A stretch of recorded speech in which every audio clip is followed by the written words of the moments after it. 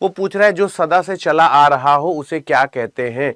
कालांतर कहते हैं, टिकाऊ कहते हैं, जिगीषा कहते हैं, चिरंतन कहते हैं।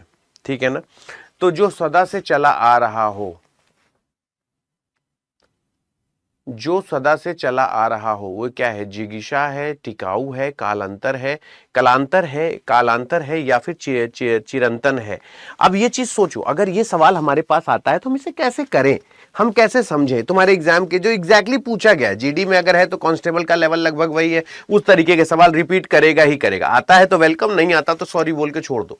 सारे लोग कह रहे हैं, कुछ कह रहे हैं कालांतर कह रहे हैं, कुछ लोग चिरंतन कह रहे हैं, कुछ टिकाऊ और जिगीषा तो नहीं होगा, जिगीषा जानने की इच्छा, जिज्ञासा एक होता है ना, जैसे लड़कियों का नाम जिगीषा भी रखा जाता है। तो जो चिरंतन होता है, चिरकाल से चला आ रहा हो, सदा चला आ रहा हो, उसे हम कहते हैं चिरंतन चीजें चली आ रही हैं, वो क्या होगा? चिरंतन होगा। अब जिसका जिसका गलत हुआ है कोई बात नहीं, ठीक है ना, ठीक है ना, जिसका जिसका नहीं हुआ है कोई बात नहीं। हम आपको कुछ और वाक्यांशों के लिए एक शब्द बताते हैं। अत्यधिक बढ़ा चढ़ाकर कही गई बात को क्या कहते हैं? हनुमान की पूंछ में लगन न पाई आग, सगरी लंका जल गई, गए निशाचर भाग। उसे क्या कहते हैं? ये याद रखिएगा। हाँ, तो हम कहां थे? यहां पे थे, ठीक है ना। तो वो पूछ रहा है कि अत्यधिक बढ़ा चढ़ाकर कही गई बात को क्या कैसे कहते हैं? अतिशयोक्ति कहते हैं।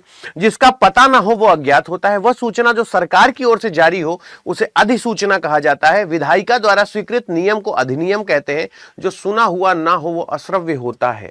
आगे चलते हैं। विदेशज नहीं है, विदेशज नहीं है, केला, हमला, किताब और बेगम।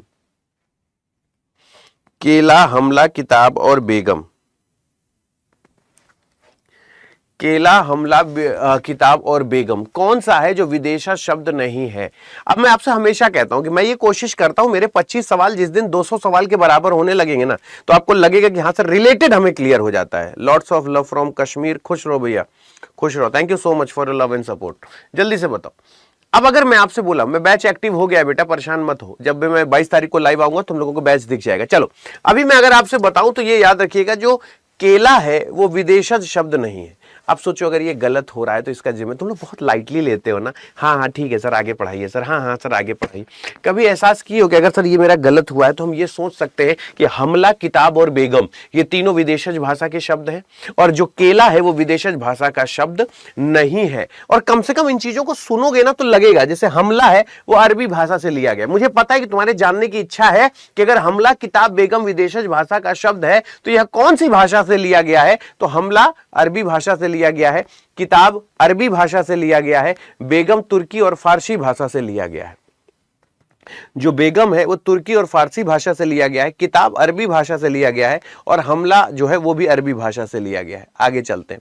अब जैसे देशज है, देशज है, ये देशज है, और ये सारे के सारे जो मैं आपको दिखा रहा हूं कि देशज शब्दों की लिस्ट कभी ऐसी देखी है? अगर मैं एक एक पे एक एक सवाल बनाऊं, अगर मैं इस पे एक सवाल बनाऊं तो सोचो मैं तुम्हें कितने सवाल करा सकता हूं। अगर तुम्हारे पास इतना भी तुम्हारे पास समय नहीं है कि तुम इसको देख सको, अरे सर अगला दिखाइए अगला दिखाइए, तो दोस्त ये क्लास तुम्हारे लिए नहीं है। मैं बार बार कहता हूं देशा शब्द कोई सुबह उठ के 5 बजे याद नहीं करेगा, लेकिन ये सुनना तुम्हारे लिए जरूरी है कि लगदी, मग्घा, घेवर, ठर्रा, जूता, ठेठ, ठुमरी, तोंद, लाला, टपटा, बाबा, काका, फुनगी, तेंदुआ, छानी, लप्पड़, डोंगा, डाब, झाड़, लकड़ी, कलाई, तुम्हें सुनना पड़ेगा। बियाना, झंडा, मुक्का, बाजार, जूता, कौड़ी, सरसों, भिंडी, कदली, घोटाला, जगमग, गड़बड़, डकार, टक्कर, सरसर, ठनठन, बकबक, धड़ाम, काय काय, टोपी, पोपो, झिलमिल, झुग्गी, खूसर, तुम्हें सुनना है। अगर इनमें एक एक पे मैं क्वेश्चन बनाऊं ना तो कम से कम यहां पे 100 क्वेश्चन बनेंगे। मैं आपसे ये कहता हूं, ये आपको सुनना पड़ेगा, ये याद नहीं किया जाता। डाब, डोंगा, थप्पड़, अब तुम्हें मिजाज समझ में आ रहा है देशा शब्द होते किस तरह? झाड़, लकड़ी, कलाई, बाबा, काका, फुनगी, बाजरा, जूता, कौड़ी, टक्कर, डकार, सरसर, ठनठन, बकबक, धड़ाम, काय काय, टोपी, पोपो, ये सब तुमको सुन के दिमाग में थोड़ा इसको सुनना पड़ेगा। सुनोगे तो क्लियर होगा ना। अब पता चला कि हम सुनते ही नहीं तो फिर दिक्कत है। सिमरन प्रयागराज, बोलो सहमत हो कि नहीं? बोलो सहमत हो कि नहीं? मैं इसलिए आपसे कह रहा हूं कि ये आप लोगों को सुनना बहुत जरूरी होता है, इनको जानना बहुत जरूरी होता है। जिसका आचरण अच्छा ना हो वो क्या होता है? जिसका आचरण अच्छा ना हो वो क्या होता है? जल्दी से बताओ। जिसका आचरण अच्छा ना हो उसे क्या कहते हैं?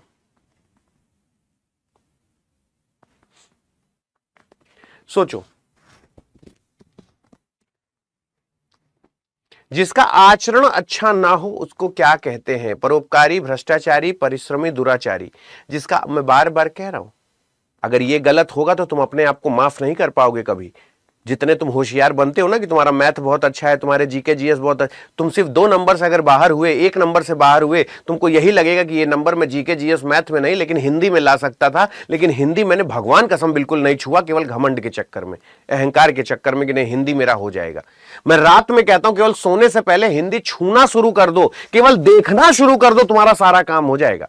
जिसका आचरण अच्छा ना हो वो क्या होता है? तो ये याद रखना, जिसका आचरण अच्छा ना हो वो दुराचारी होता है। जिसका आचरण अच्छा नहीं है वो दुराचारी होता है, ये बात याद रखिएगा। जो दूसरों के लिए भलाई करे परोपकारी होता है, जो कर्तव्य के प्रति मेहनत करे परिश्रमी होता है, जो भ्रष्टाचार में लिप्त हो वो भ्रष्टाचारी होता है। जो बिना वेतन के कार्य करे अवैतनिक होता है, जिसे छूना वर्जित हो अछूत होता है, किए हुए उपकार को मानने वाला कृतज्ञ होता है, जिसे मोक्ष प्राप्त करने की इच्छा हो मुमुक्षु होता है, जीतने की इच्छा रखने वाला जिगुसु होता है, चिर निद्रा को प्राप्त हुआ चिर निद्रित होता है, और काला पीला मिला रंग कपिश होता है। कि काला पीला मिला रंग कपिश है, ये जान, अच्छा काला पीला मिला रंग कपिश जानते? इधर देखो, मेरी तरफ देखो, अगर परीक्षा में आ गया काला पीला मिला रंग क्या होता है, कपिश होता है, जानते हो? मैं आपसे बार बार कहता हूं कि अगर एग्जाम में जिस छोटे, अभी तुमको जल्दबाजी में पढ़ लिया, हाँ सर अगला दिखाइए, मैं कह रहा हूं कि जिसको जल्दी है उसको तुरंत जाने दो क्लास से, लेकिन और पढ़ेंगे उसको 2 बार पढ़ेंगे, क्योंकि अकेले बैठ के पढ़ने का समय नहीं है। जो बिना वेतन के कार्य करे अवैतनिक है, जो जिसे छूत वर्जित हो अछूत सभी जानते हैं, किए उपकार को मानने वाला, कक्षा 5 में भी पढ़े थे कृतज्ञ, मोक्ष की प्राप्त करने की इच्छा मुमुक्षु है, जीतने की इच्छा जिगुषु है, जीने की इच्छा जिजीविषा है, चिर निद्रा को प्राप्त व्यक्ति चिर निद्रित है। हो सकता है ये सारा आता हो, लेकिन आज हमको एक और नया पता चला कि काला पीला मिला रंग कपिश, काला पीला मिला रंग कपिश 4 बार बोलेंगे रिश्तेदार बन जाएगा, जब भी सामने आएगा हमको पता चलेगा। मैं जल्दबाजी में तो नहीं पढ़ाऊंगा मेरे भाई, जो बात है साफ पढ़ाऊंगा, मोहब्बत से, कमेंट चाहे जैसे आए। निम्नलिखित में से किस वाक्य में लिंग संबंधी अशुद्धि है? मैंने आपसे हमेशा कहा है ना सर्वनाम जोड़ो ना विशेषण जोड़ो, तुम सीधे क्रिया से आंसर किया करो कि लिंग या वचन संबंधी कभी भी सवाल हो तुमको क्रिया जोड़ना है। दिन का समय सोकर नहीं बिताना चाहिए। प्रार्थना पत्र यहां रखा है। तुम्हारे माँ बाप क्या काम करते हैं? यह साहित्य पढ़ना बहुत अच्छी है। तुमको सुनने में ही जो कान को अच्छा नहीं लगेगा वही आंसर है। ना तुमको लिंग पता है ना वचन पता है, तुम बहुत मूर्ख हो, पढ़ने में कुछ नहीं आता, मान लिया महामूर्ख हो, लेकिन जो इसको अच्छा नहीं लगेगा, जो इसको अच्छा नहीं लगेगा वो तुम्हारा आंसर नहीं होगा। यह है हिंदी की खूबसूरती। अच्छा छोड़ो, तुमको नहीं आता ना, पढ़ो जरा। दिन का समय सोकर नहीं बिताना चाहिए, नॉर्मल सा है। प्रार्थना पत्र यहां रखा है, नॉर्मल सा है। तुम्हारे माँ बाप क्या काम करते हैं, नॉर्मल है। लेकिन यह साहित्य पढ़ना बहुत अच्छी है, यह साहित्य पढ़ना बहुत अच्छी है। कौन सा गलत लग रहा है? मेरे कहने से मानोगे तो फिर मजा नहीं आएगा। तुमको खुद लग रहा है सर बहुत अच्छा, बहुत के साथ पढ़ना बहुत अच्छा है, अच्छा होना चाहिए, अच्छी नहीं होगा। मेरी वजह से आंसर थोड़ी ना कर रहे हो। जब सर्दी लगे तब रजाई ओढ़ लेना। रजाई की जगह क्या होगा? जब सर्दी लगे तो रजाई ओढ़ लेना, पर्दा, तौलिया, चादर या कंबल। अब ये भी ना बता पाओ तो दुर्भाग्य है। फिर जब सर्दी लगे, मुझे तो एक गाना याद आ रहा है, जब दिल न लगे दिलदार हमारी गली आ जाना। जब सर्दी लगे तब रजाई ओढ़ लेना, नहीं वहां कंबल होगा, वहां कंबल थोड़ा एप्रोप्रिएट होगा, ठीक है ना। कंबल जो होगा एप्रोप्रिएट होगा, ठीक है ना। अभी आपसे ये पूछ रहा है कि ये बताओ इसमें से किस में त्रुटि नहीं है? इसमें किसमें फिर से कह रहा हूं, सबसे जहर सवाल होता है, ये याद रखना। एग्जाम में 100% आता है, मजाक नहीं। एग्जाम में 100% आएगा, 100% आएगा, इसके साथ मजाक नहीं। 100% एग्जाम में आएगा। वो बोल रहा है इस समय मेरी अवस्था 20 वर्ष है, उसके पास केवल 10 रुपए मात्र है। उसके पास मात्र 10 रुपए है या 10 रुपए मात्र? वो बोला कौन सा त्रुटि नहीं है? माली एक फूलों की माला लाया, ठीक है ना। इस समय मेरा जीवन 20 वर्ष है, इसमें से कौन सा ऐसा है जिसमें त्रुटि नहीं है?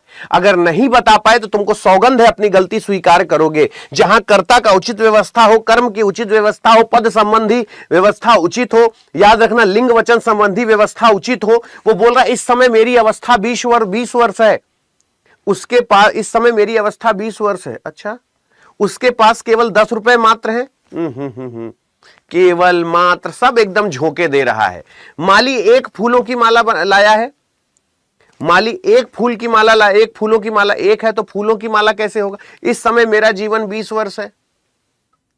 मेरे कहने से तुम सही मत करो कि अतुल अवस्थी ये कह रहे सही होगा।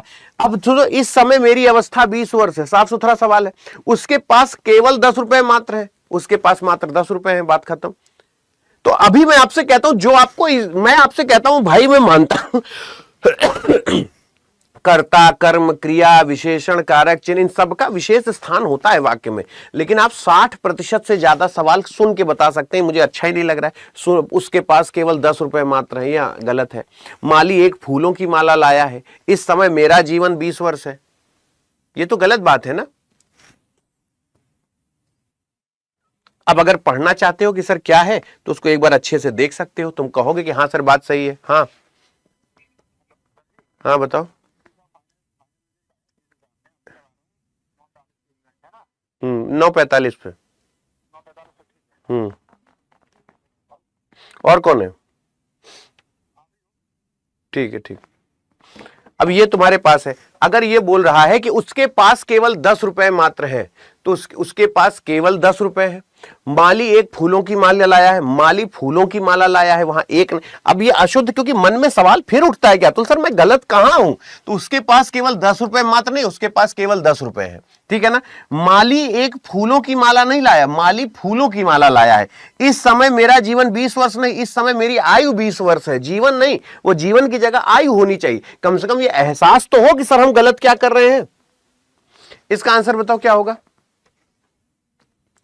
इसका आंसर बताओ क्या होगा? बताओ इसका आंसर बताओ क्या होगा? निम्न में से अप्सरा का पर्याय नहीं है सुरसुंदरी, देवांगना, देवबाला और वामा। और एक चीजें मैं आपको बता दूं, आप सभी लोगों को, एसएससी जीडी का रिजल्ट आउट हो गया है, और एक बार जोरदार तालियां होनी चाहिए भैया जिनका फाइनल सिलेक्शन हो गया है।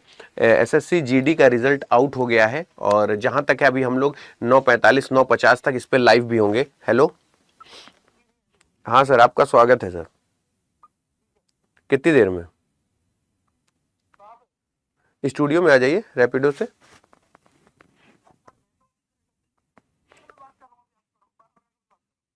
मतलब नहीं, अभी तो मेरे पास फोन आया था, वह तो करूंगा, आ जाओगे तो सही रहेगा। लाइव हूं। अब देखो, जैसे मैंने आपसे बोला कि अप्सरा का पर्याय नहीं है, अप्सरा का पर्याय नहीं है सुरसुंदरी, देवांगना, देवबाला या वामा। अच्छा बताओ, वो वामा, वामांगी, अगर मैं आपसे बोलूं आंसर क्या होना चाहिए? आपने इससे पहले नहीं पढ़ा है कि अप्सरा वामा कौन होती है?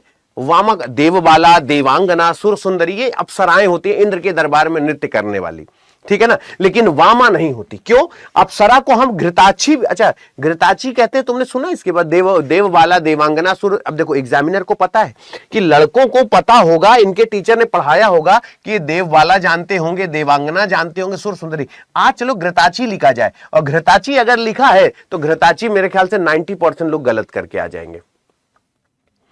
घृताची 90% लोग गलत करके आ जाएंगे। और मैं बता दूं, अभी एसएससी जीडी का जो रिजल्ट आउट है वो 9:45 में इवेंट लगाया हूं, उस पर मैं लाइव आऊंगा, अभी डिटेल पूरी कट ऑफ पे चर्चा करेंगे, ठीक है ना। ये घृताची हो गया, बोलो सहमत हो मेरी बात से? ये घृताची हो गया, बोलो सहमत हो?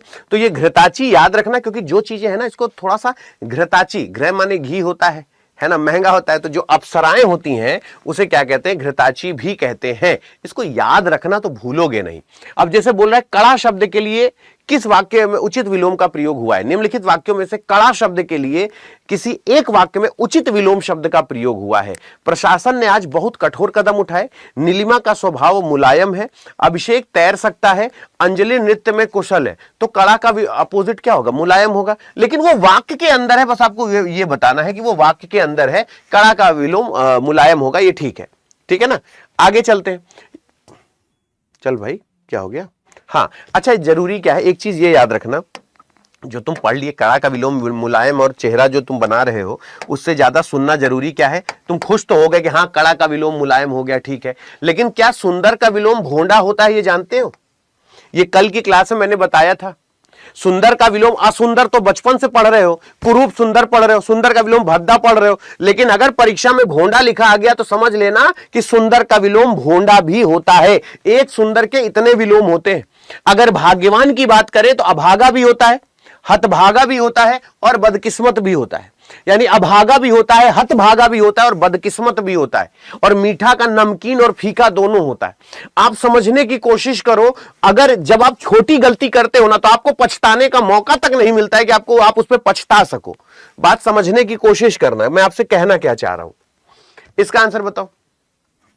हमें मुश्किल वक्त में डैश नहीं खोना चाहिए। हमें मुश्किल वक्त में डैश नहीं खोना चाहिए, सत्य, धैर्य, धीरज या कार्य। अब देखो ये गलत क्यों होता है, अभी हम तुमको एहसास दिलाते हैं, तुम लोग करो इसका आंसर क्या होगा। हमें मुश्किल में क्या नहीं खोना चाहिए, धैर्य, सत्य, धीरज या कार्य। क्या नहीं खोना चाहिए मुझे बताओ। अब आपको पता होगा कि अब देखो हम स्वाभाविक सत्य और कार्य नहीं होगा, ये तो दुनिया जानती है, लेकिन हमें मुश्किल वक्त में धैर्य नहीं खोना चाहिए या मुश्किल वक्त में धीरज नहीं खोना चाहिए। ये है दोनों शब्द बाद, धीरज, धर्म, मित्र, अरु, नारी। सुना ना, धीरज, धर्म, मित्र, अरु, नारी। आपत पर्यो परखियों चारी। धीरज, धर्म, मित्र और नारी, ये चार लोग होते हैं। आपत पर्यो परखियों चारी लोग बोलते हैं, लेकिन वहां पर धीरज एप्रोप्रिएट, वहां धैर्य नहीं बोलते, वहां धीरज शब्द का प्रयोग करते हैं। धीरज, धर्म, मित्र, अरु, नारी, आपत पर्यो परखियों चारी, है ना। तो उसी तरीके से अगर यहां पर पूछे तो धीरज शब्द होगा, ना कि धैर्य होगा। अब ये गलत थोड़ी ना है, लेकिन डिपेंड, मुश्किल वक्त में धीरज नहीं खोना चाहिए, हिंदी का शब्द है, वहां धीरज होगा। अब ये गलत क्यों हुआ, इसलिए वो थोड़ी ना हुआ कि नॉलेज नहीं था। एग्जाम में एग्जामिनर को भी पता है कि मैं इनको कठिन सवाल में फंसाऊंगा, ये कोर्ट केस करेंगे कि बताओ कांस्टेबल में इतना कठिन सवाल, वो इतना चूरन सवाल देगा, लेकिन इतना डिप्लोमेटिक सवाल देगा कि तुम झेल जाओगे, तुमको लगेगा अरे बाप रे बाप। और ये जो होता है ना 50-50% वाला, ऐसा नहीं कि तुम्हें आता नहीं है। मुश्किल वक्त में हमें धीरज नहीं खोना चाहिए, ठीक है ना। अब ये याद रखना कि ये जो शब्द, अब जैसे हम आपसे कह दें कि धीरज, धर्म, मित्र, अरु, नारी, आपत पर्यो परखियों चारी, तो वहां पर धैर्य, धर्म और मित्र और नारी क्यों नहीं बोला गया। देखो एक ही शब्द का कई मतलब होता है। अच्छा तुम ऐसे समझो, तुम अपनी पत्नी को ये कहो कि सुनो, जैसे तुम्हारी नई नई शादी हो जाए या तुम्हारी शादी ही हो जाए चलो, और तुम अपनी पत्नी को कहो कि आज भगवान कसम बहुत कातिल लग रही हो, तो वो खुश हो जाएगी कि हमको कातिल कह रहे हैं। आज बताइए, तू कातिल, तेरा दिल कातिल और गाल पे तेरे तिल कातिल, है ना। तो कातिल बोला, खुश हो गए, हा, आज आपको डोसा मिलेगा, इडली मिलेगा, कुछ बढ़िया बनेगा। और अगर आपने अपनी पत्नी से कह दिया कि आज बहुत हत्यारिन लग रही हो, फिर हत्यारिन और कातिल में क्या फर्क है मुझे बताओ। तुमने अपनी पत्नी से कहा कि आज तुम बहुत कातिल लग रही हो, तो डोसा, इडली, सांभर, वड़ा तुमको लाके खिला रही है, और तुम अपनी पत्नी को कह रहे हो आज तुम बहुत ही हत्यारिन लग रही हो, तो समझ लो तुमको जो मिलने वाला होगा वो भी नहीं। तो धैर्य और धीरज में क्या फर्क हुआ, समझ में आया। जो हत्यारिन और कातिल में संबंध है। कभी हत्यारिन, तू हत्यारिन, तेरा दिल हत्यारिन और तेरे गाल पे तेरा तिल हत्यारिन, ऐसे नहीं बोला जाए। तू कातिल, तेरा दिल कातिल और गाल पे तेरे तिल कातिल। कातिल शब्द को पॉजिटिव बना दिया गया, लेकिन हत्यारिन को बुरा बना दिया गया। गदहा बुरा है, वैशाख नंदन उतना बुरा नहीं है। तो भावनाओं को समझने की कोशिश किया करिए। अब जैसे देखिए, जैसे जो शब्द लगे होते हैं ना, जब मैंने आपको तत्सम तद्भव बताएं, जो संस्कृत जैसा शब्द है तत्सम है, बाकी तद्भव। अब आपको आशा करते हैं, तो मैं इसीलिए कह रहा हूं आनंद से पढ़ेंगे तो मुझे ऐसा लगता है कि आपको कुछ चीजें बहुत ज्यादा रिपीट करनी नहीं पड़ेंगी। अब जमुना शब्द में कौन सी संज्ञा है, जमुना शब्द में कौन सी संज्ञा है। व्यक्तिवाचक संज्ञा है, समूहवाचक संज्ञा है, जातिवाचक संज्ञा है, भाववाचक संज्ञा है। जमुना शब्द में कौन सी संज्ञा है मुझे बताओ। व्यक्तिवाचक है, समूहवाचक है, जातिवाचक है या भाववाचक है। तो जहां इंडिविजुअलिटी की बात होती है वो व्यक्तिवाचक, गंगा, जमुना, लेकिन नदी होती तो जातिवाचक हो जाता। हिमालय है व्यक्तिवाचक है, पहाड़ होता तो जातिवाचक हो जाता, है कि नहीं। समूह जैसे बाजार है, मंडली है कि नहीं। भाववाचक, मुझसे रहा नहीं जाता, जिया नहीं जाता, खाया नहीं जाता। इसका अब देखो, ये मैं ऐसे बना के लाता हूं ताकि आपको ये समझ में आए कि देशों के नाम व्यक्तिवाचक संज्ञा, लेकिन देश जो है वो जातिवाचक संज्ञा। शहरों के नाम व्यक्तिवाचक संज्ञा, लेकिन शहर जो है वो जातिवाचक संज्ञा। पुस्तकों के नाम व्यक्तिवाचक संज्ञा, लेकिन पुस्तक जो है वो जातिवाचक संज्ञा। तो आपको मैं इतना चौचक दूंगा नोट्स कि आप कहोगे कि अतुल सर भगवान कसम मजा आ गई। सुजय महिमा से द्वेष करने लगा, सुजय महिमा से द्वेष करने लगा। द्वेष शब्द का विलोम क्या होगा। द्वेष शब्द का विलोम क्या होगा? विरोध, प्रीति, ईर्ष्या या घृणा। तो द्वेष एक नेगेटिव वर्ड है, द्वेष नेगेटिव वर्ड है, विरोध भी नेगेटिव वर्ड है, ईर्ष्या भी है ना। जैसे आपने सुना है ना कि मोहि कपट छल छिद्र न भावा, निर्मल जनमन सो मोहि पावा। तो जैसे छल, कपट, ईर्ष्या, घृणा, विरोध, द्वेष, ये सब नेगेटिव वर्ड है। तो द्वेष का विलोम क्या होना चाहिए? प्रीति। प्रीति का मतलब होता है प्रेम, है ना, प्रीति, है ना, ये बात याद रखिएगा। प्रीति से, प्रीति जो होता है। आगे चलते हैं। अब जैसे मैं आपसे पूछूं, सुनो सुनो इधर सुनो, इसीलिए मैं आपके मुंह से निकलवाता हूं कि लव यू अतुल भैया वाला जब मैं काम करूंगा तब बच्चे मुझे मैसेज लिखते हैं कि सर मजा आ गई। एकाग्रचित का विलोम अन्मनयस्क। अन्मनयस्क मतलब जहां कहीं और मन लगा हो, मनंते चितंते, मन कहीं और लगा है। एकाग्रचित मतलब एक ध्यान में एकाग्रचित होकर, हाँ, या मुझे अच्छे से सुन रहे हो। कौन अब इस समय जैसे कुछ लोग अन्मनयस्क हैं, देख मुझे रहे हैं और पता चला कि इस समय आलू भी छील रहे होंगे, खाना बना रहे होंगे, कुछ रजाई में घुसे हुए होंगे, कुछ सामने आग जला के बैठे होंगे, कुछ लोग एक अपने चारपाई पे लेटे होंगे, अगल बगल सब अपना काम कर रहे होंगे। तो वो पता चला कि कुछ लोग मन ही नहीं लग रहा होगा मेरी तरफ, वो झाए झाए इधर उधर देख रहे होंगे। लेकिन दुचित्ता होता है, कभी ये बात सोचे थे? ये मैं तुमको पढ़ाने के लिए लाता हूं कि एकाग्रचित का विलोम दुचित्ता। ऐसे तुमको बताओ विलोम किस किताब में मिलेगा, हमको बताओ। 22 जनवरी को जो मैं तुम लोगों को हिंदी की किताब खरीदने को कह रहा हूं ना, उसमें जो 22 जनवरी को जो बैच है, एग्जैक्टली यही पीडीएफ सारी दूंगा मैं उसमें। अभी जो तुम एक एक क्वेश्चन का मसाला पाते हो ना, उसमें पूरे विलोम का यही मसाला दूंगा तुमको। तुम कहोगे अतुल सर मजा आ गई। इसलिए सबसे कहा था वो मेरी 99 रुपए वाली किताब की मैंने लिंक लगाई है, उसको मेरे कहने पे तुम परचेज कर लो। यही वाला विलोम पढ़ाऊंगा तुमको। इच्छित, अनिच्छित, अनचाहा दोनों होता। आक्रांत का अनाक्रांत और आक्रांता, आक्रांत का आक्रांता और अनाक्रांत, ये दोनों होता है, ये याद रखना। और ये चीजें दिक्कत होती हैं, मैं इसलिए आपसे कह रहा हूं। पूजा थैंक यू सो मच, थोड़ा सा हमारे लिए भी निकाल देना, है ना। परिश्रम करके संकल्प पूर्ति प्राप्त करो। ये संकल्प पूर्ति क्या होता है? वो कह रहा है निम्नलिखित वाक्य चिन्ह में उचित पर्यायवाची शब्द का संकल्प पूर्ति क्या होता है? पहली बार सुना है ना।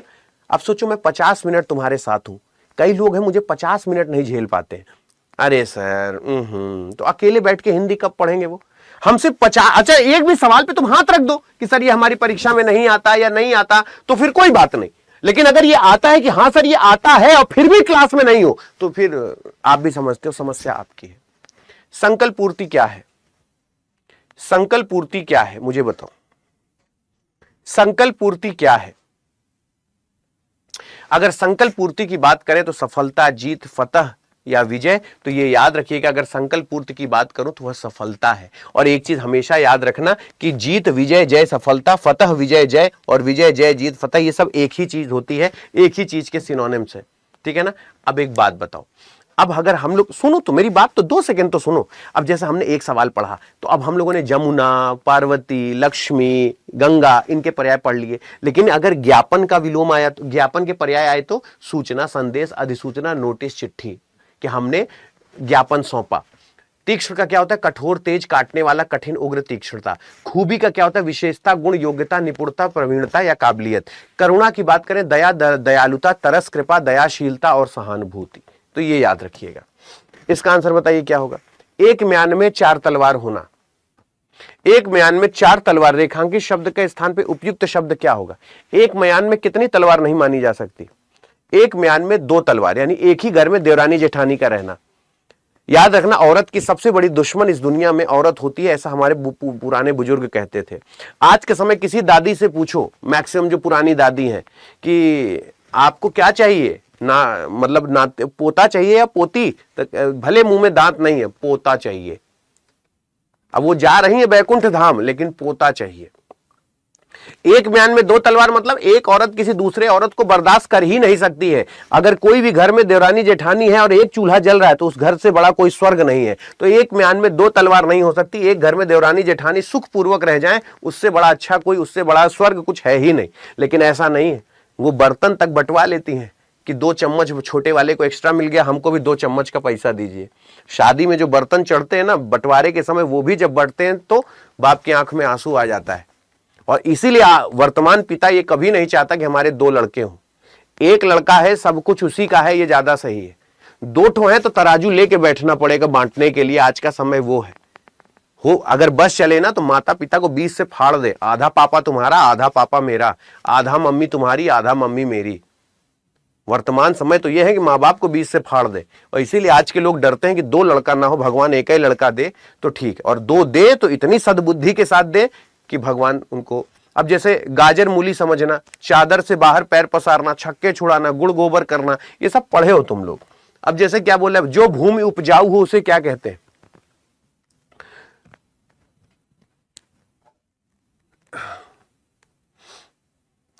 अच्छा, कुछ लोग ऐसे होते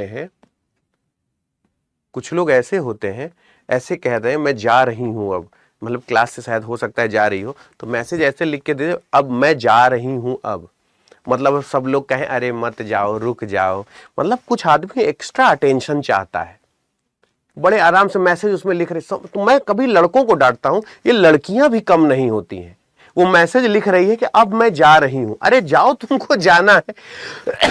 अब उसमें सोचती है कोई लड़का मुझे मैसेज करे, अरे कहां जा रही हो तुम, अभी कहां जा रही हो, अरे रुको ना अभी, अरे नहीं नहीं मुझे बहुत काम है। मतलब इनका जीवन इसी में बीत जाएगा, फिर भगवान के पास खड़े होकर बोलेंगी कि समय से पहले भाग्य से ज्यादा कुछ नहीं मिलता। भगवान भी मुस्कुरा के कहता है कि नीचे आने का अधिकार होता ना तो मुंह पे तमाचा मारते। जो भूमि उपजाऊ हो उसे क्या कहते हैं? जो भूमि उपजाऊ हो उसे क्या कहते हैं? उर्वरा कहते हैं, ठीक है ना। धूसर की बात करें तो भूरा या मटमैला रंग या उपजाऊ से असंबंध। सरवरा क्या होता है? अस्पष्ट उपजाऊ से संबंधित। ऊसर क्या होता है? बंजर या अनुपजाऊ, जिसका भाषा द्वारा वर्णन असंभव हो, अनिर्वचनीय होता है, बिना पलक झपकाए हुए निर्निमेष होता है, उपकार के प्रति किया गया उपकार प्रत्युपकार होता है, ऊपर की ओर बढ़ती हुई सांस ऊर्ध्वश्वास होती है, कठिनाई से समझने योग्य दुर्बोध होता है, कठिनाई से समझने योग्य दुर्बोध होता है। रश्मिरथी कविता किस कवि द्वारा लिखी गई थी? रश्मिरथी, अगर ये भी मतलब क्या ही बात है फिर। सुमित्रा नंदन पंत, रामधारी सिंह दिनकर, केदारनाथ अग्रवाल, सूर्यकांत त्रिपाठी, निराला। रश्मिरथी किसकी है?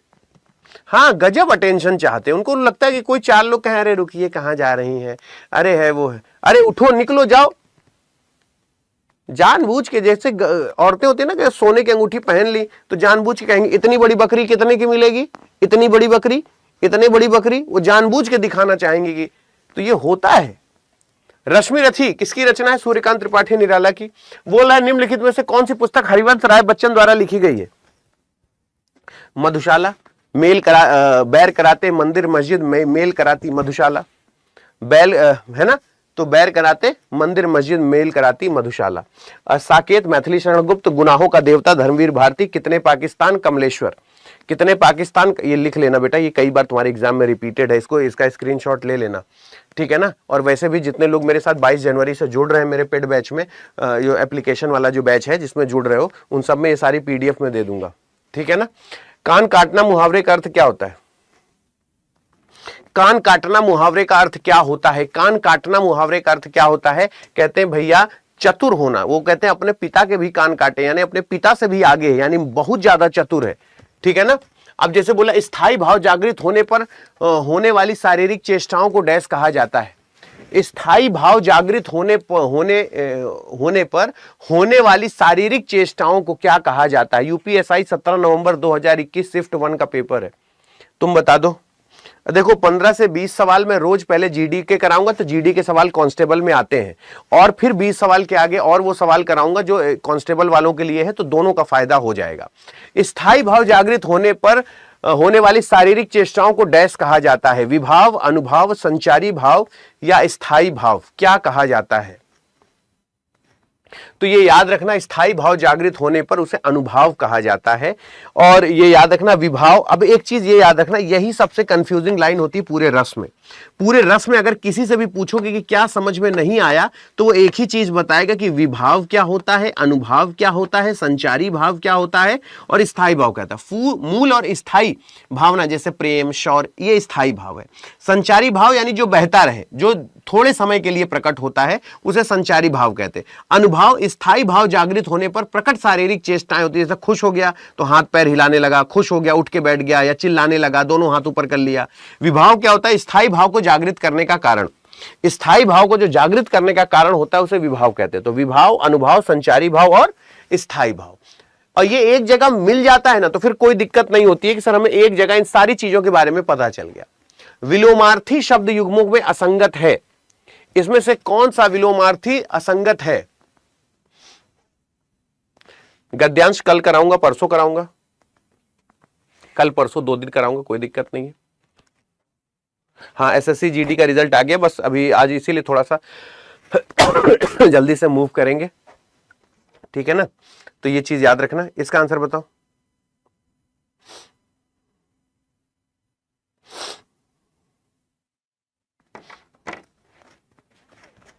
इसका आंसर बताओ। विलोम अर्थी, विलोम अर्थी का क्या होगा? व्यष्टि का समय सुलभ का दुर्लभ। विलोम अर्थी असंगत कौन सा है? तो भैया देखो, हाश और पतन दोनों सेम चीज होता है। हाश का मतलब होता है किसी चीज का घिसना, कम हो जाना, और पतन क्या होता है? याद रखना, उस चीज का गिरना, ठीक है ना। ह्रास और पतन दोनों का सेम मतलब होता है, ठीक है। व्यष्टि का समष्टि, अच्छा व्यष्टि का समष्टि सुलभ दुर्लभ सम्मान अपमान जानते थे, लेकिन व्यष्टि का समष्टि होता है, ये बात याद रखिएगा। इसका आंसर क्या होना चाहिए? परिमाणवाचक विशेषण क्या होता है? अच्छा, परिमाण का मतलब समझते हो ना, नापतौल होता है। परिमाण का मतलब क्या होता है? नापतौल होता है। बोलो हाँ या ना? हाँ भैया।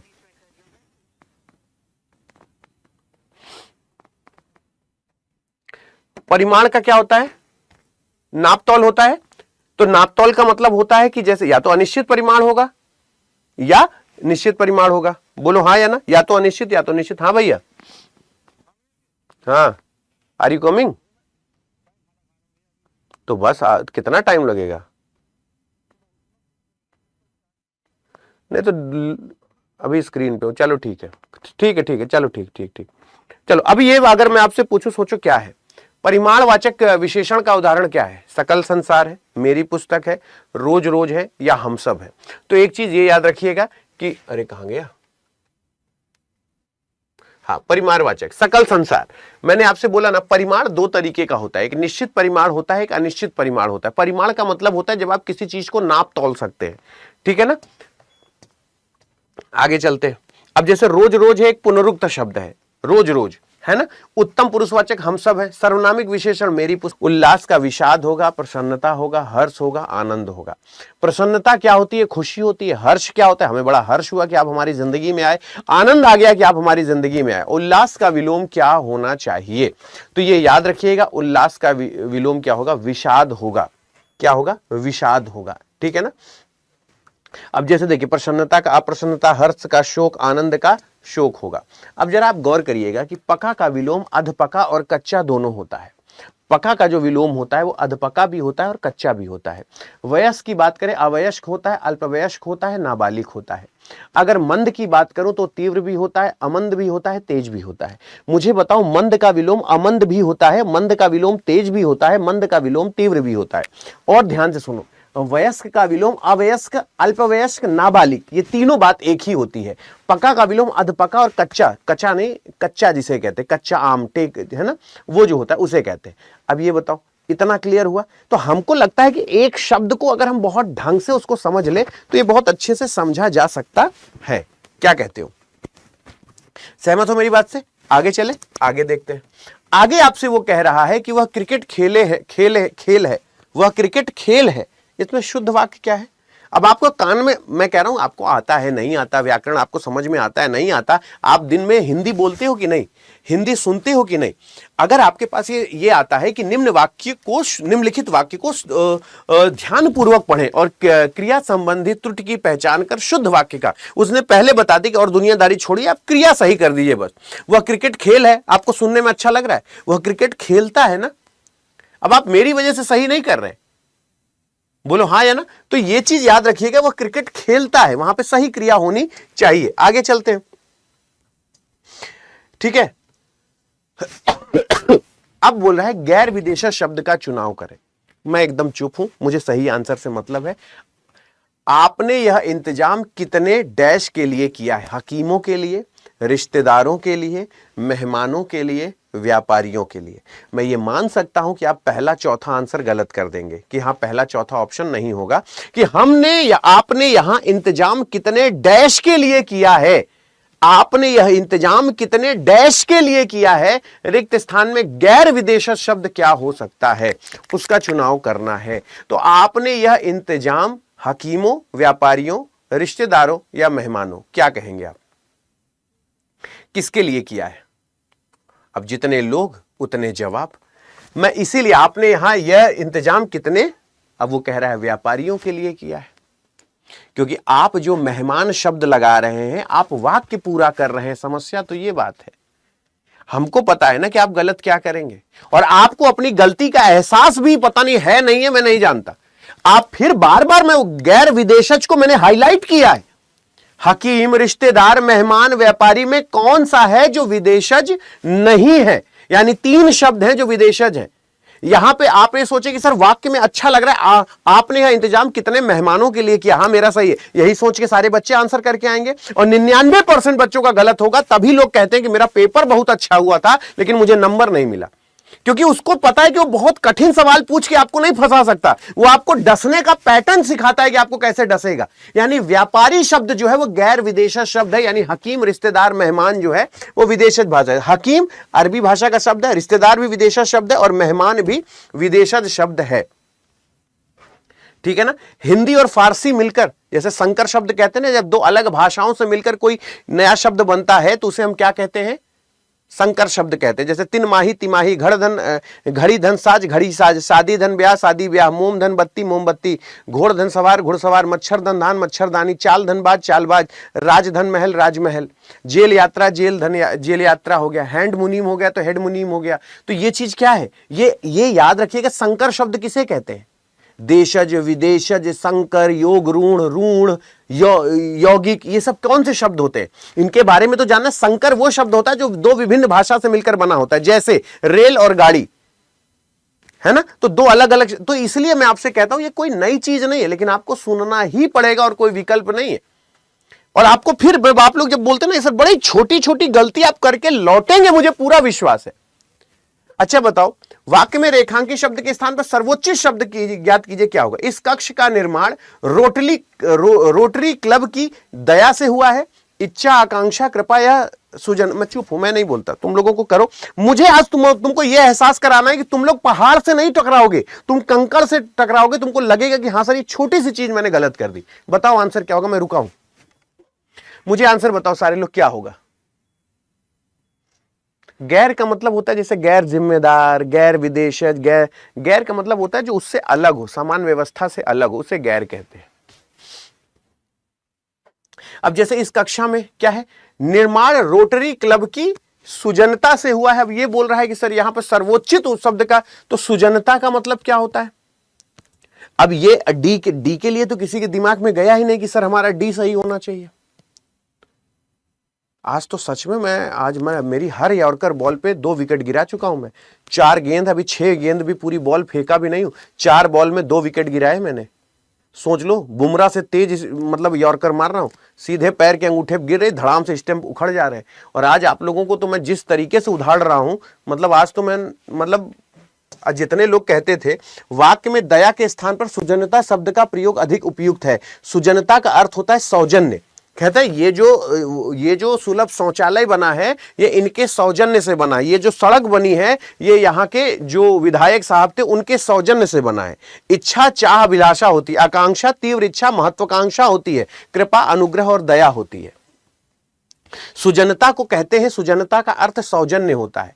आज मेरी 4 बॉल पे 2 विकेट है, मतलब आज आप एक्सेप्ट करो कि हाँ सर गलत हुआ है, सारे लोग स्वीकार करो। और मजा आ रही है तो एक बार रेड हार्ट भेजो सारे लोग, भैया वाला लाल दिल सारे लोग भेजो अगर आज मजा आ रही है। सर आज 4 बॉल पे एकदम धुआं धुआं हो गए, 4 बॉल पे 2-2 चीजें गलत है सबकी। सारे लोग जल्दी से, सबको मजा आ रहा है तो बताओ। अगला सवाल दिखाएं तो बहुत आराम से चीजों को समझ लो। चलो इसका आंसर बताओ। निम्नलिखित को वाक्यांश को ध्यानपूर्वक पढ़े और वाक्यांश हेतु सार्थक शब्द प्रस्तुत करें। जो परस्पर एक दूसरे पर आश्रित हो उसे क्या कहते हैं? मैं फिर से आप पे छोड़ता हूं। अन्योन्याश्रित, अन्योन्योश्रय, आश्रय या आश्रित। आज फिर मैं आप लोगों को फुल टॉस फेंकूंगा। आज आप फिर धड़ाम हो गए, मैं आपको पूरा विश्वास दिलाता हूं। और सोने से पहले ये डोज मिल जाए तो इतनी बढ़िया नींद आती है कि सर हमारा हिंदी भी चौचक रिवाइज हो रहा है, कोई दिक्कत ही नहीं है। सोचो भैया, खुश रहो। अब इस पे देखिए कितने लोग बोर्ड होते हैं। जो परस्पर एक दूसरे पर आश्रित हो वो अन्योन्याश्रित होता है, अंत्योश्रय होता है, आश्रय होता है। बताओ कंफ्यूजन है? मैं अभी चुप रहूंगा क्योंकि मैं आंसर बता देता हूं तो तुम लोग बीच ही में भीड़ में घुस जाते हो। हाँ हाँ हाँ सर मेरा भी यही आया है, मेरा भी यही आया है। नहीं, पहले मुझे बताओ, पहले मुझे बताओ। क्या होगा बताओ, फटाक से बताओ।